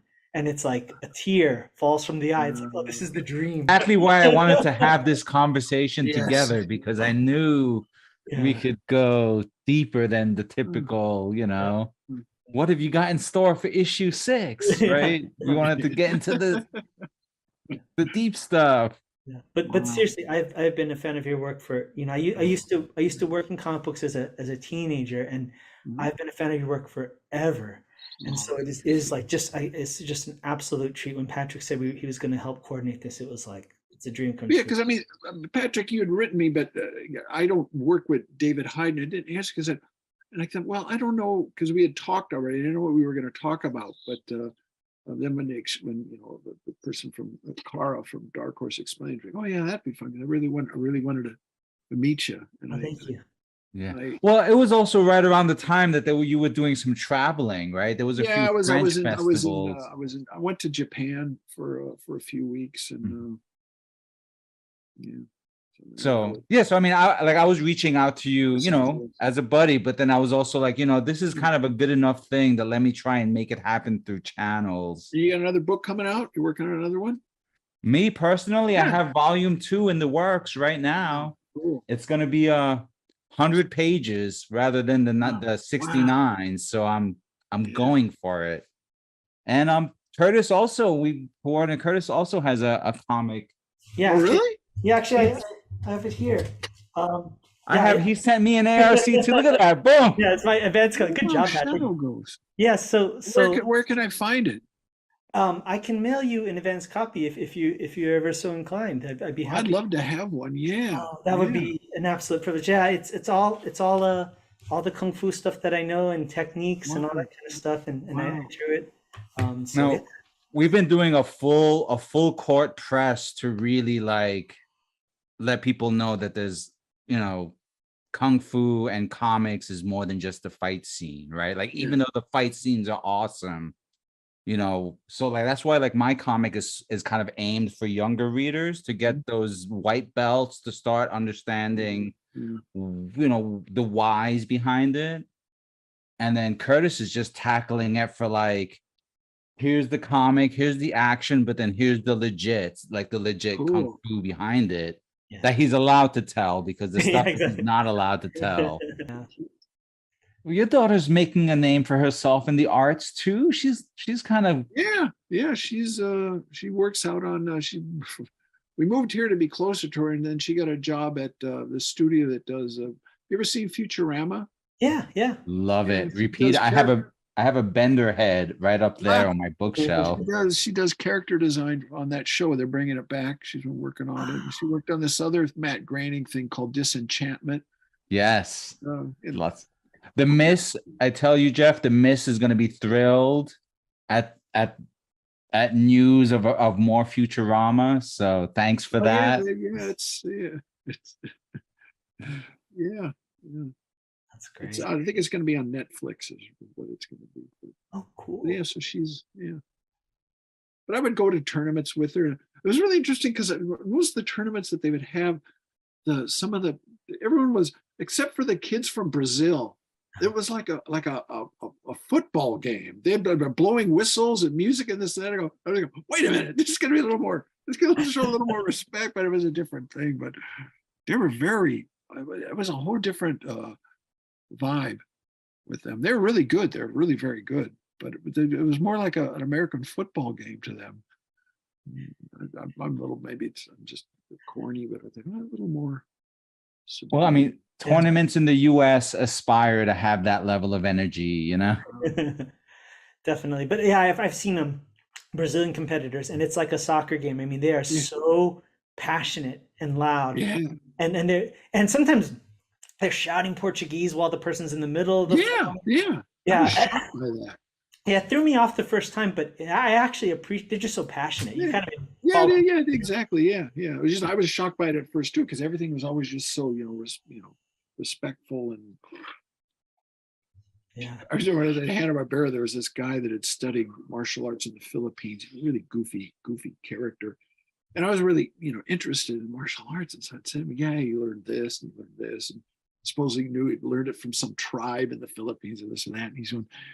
And he started talking about it. He goes about using martial arts. He goes, well, why did you learn it? He goes, because it's great for busting heads. And I said to him, well, his name was Tim. I said, well, Tim, I thought the whole object of it was to have it and not have to use it and not to hurt people. He goes, oh yeah, that too.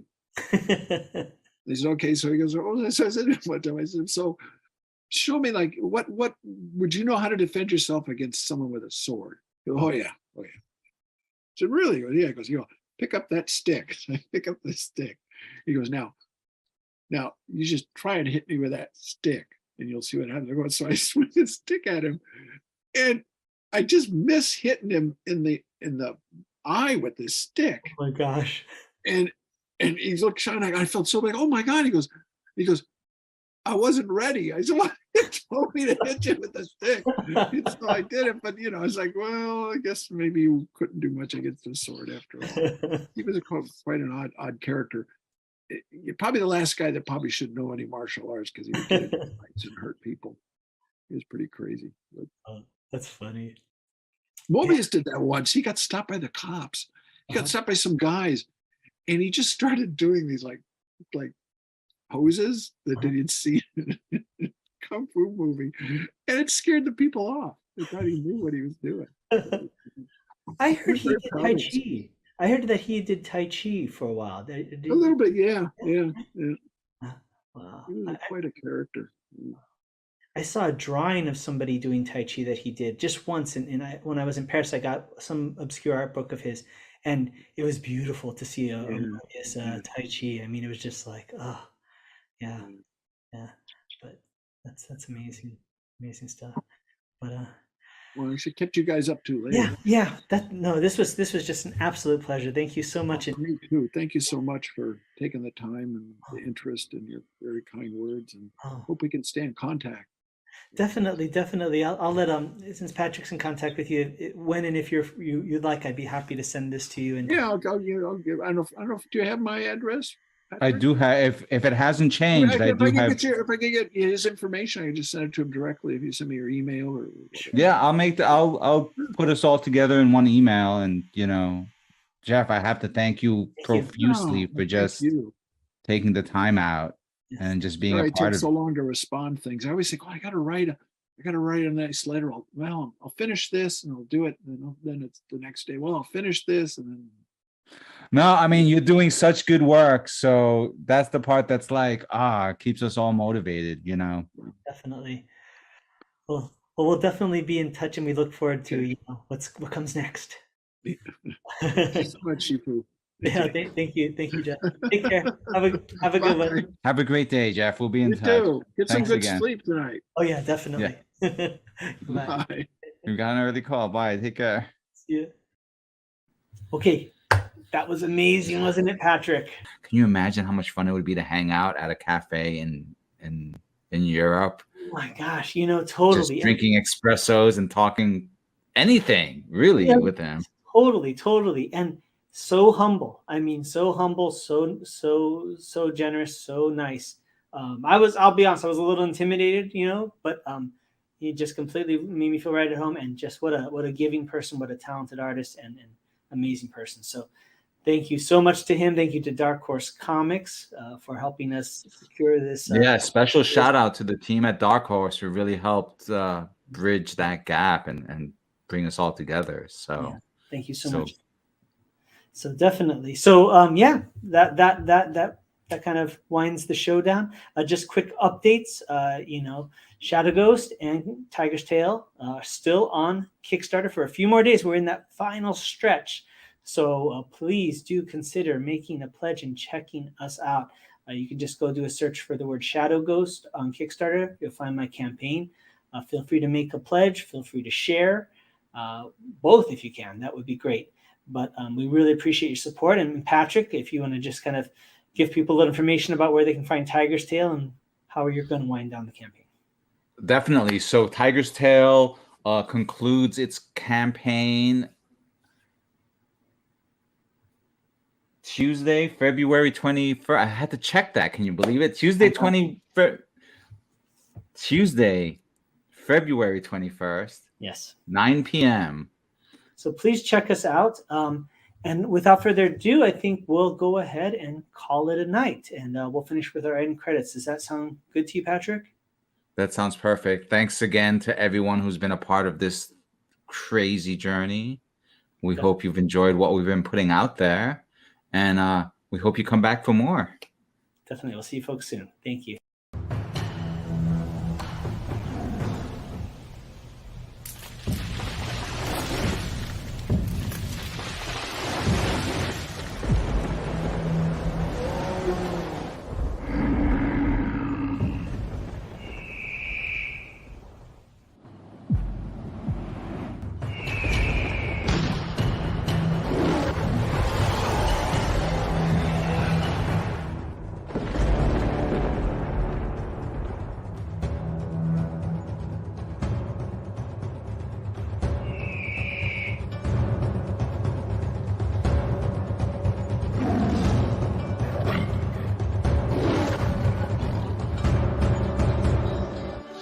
I'm Plugo, author, illustrator, comic creator, and the art director for Kung Fu Magazine for more than 20 years. But I'm here to talk to you about a project that's really special to me. It's the middle grade graphic novel, A Tiger's Tale.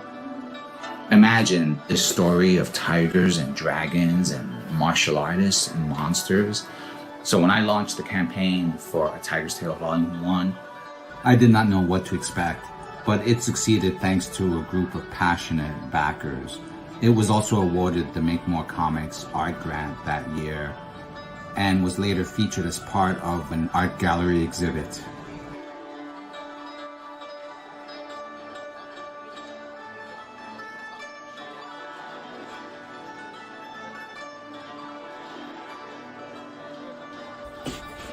And that's why I'm coming to Kickstarter, to cover production fees, printing, copy editing, things like that.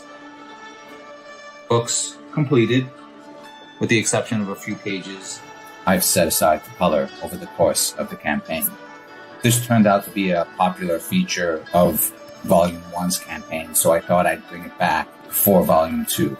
I think it's going to be great fun for everyone. Hope you'll support the campaign. I'm very excited about it. Thanks for stopping by.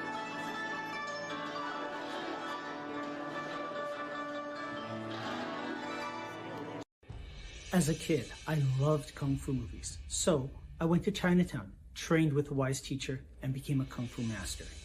Sounds simple, right? Not really. My journey, like the study of Kung Fu, was as arduous as it was rewarding, filled with as many secrets as revelations and as much heartache as triumph. It's a defining moment in my life, and while I began studying Kung Fu to learn how to fight, what I discovered was a way to live. Martial arts never came easy to me. I was far from talented, and even farther from being the chosen one. It was only through years of tenacious perseverance that I was able to make steady progress. And so, I was surprised when my master told me that I should teach Kung Fu and share the art outside of Chinatown. I did just that and taught Kung Fu to my own students for 20 years. I always wanted to do more to share the art of Kung Fu with others, but was limited by only being able to teach those within my immediate area. What about the rest of the world? Then one day, I had one of the deepest insights about Kung Fu. I realized that the punches, kicks, throws, and myriad of martial maneuvers are merely the delivery system for the true essence of Kung Fu, the philosophy and way of life. Having worked for years as a professional artist and storyteller in film, animation, video games, and comic books, I realized that I could draw upon this unique skill set to share my passion for Kung Fu with the greater world. And so I created Shadow Ghost, a Kung Fu comic by a Kung Fu master. The first issue is created entirely by myself, from story and art to colors and lettering. Every panel is filled with unprecedented accuracy in its depiction of Kung Fu by a comic book creator who knows from first-hand experience what it means to be a Kung Fu master. Shadow Ghost is a martial arts coming-of-age story about a young man whose search for the truth about a legendary hero leads him to study Kung Fu, and through a twist of fate, becomes part of the legend himself. For the first time in comic book history, you can immerse yourself further in each issue with Kung Fu skills technology, powered by Tiger Crane Kung Fu. Scan the QR code at the back of the comic and follow an exclusive link to an online instructional video where I teach you Kung Fu techniques featured in this series. With Kung Fu skills technology, you can do more than just read about the Shadow Ghost saga. You can become a part of it. The first issue is completely finished and ready for print. All that's needed is for you to make a pledge of support so that we can fund the printing of the first issue. Together, we can share the wisdom of Kung Fu with the greater world. Shadow Ghost is the story of Kung Fu. It's about the people, the art, the culture, and the philosophy. It's my story and the story of those that I've learned from, taught, fought, and loved. Join me and become part of the vibrant legacy in a place and time where we might not be the chosen one, but where we can make a choice to be part of something bigger and greater than just ourselves. I'm Sifu Curtis Fujita, and this is Shadow Ghost, the Kung Fu comic by a Kung Fu master.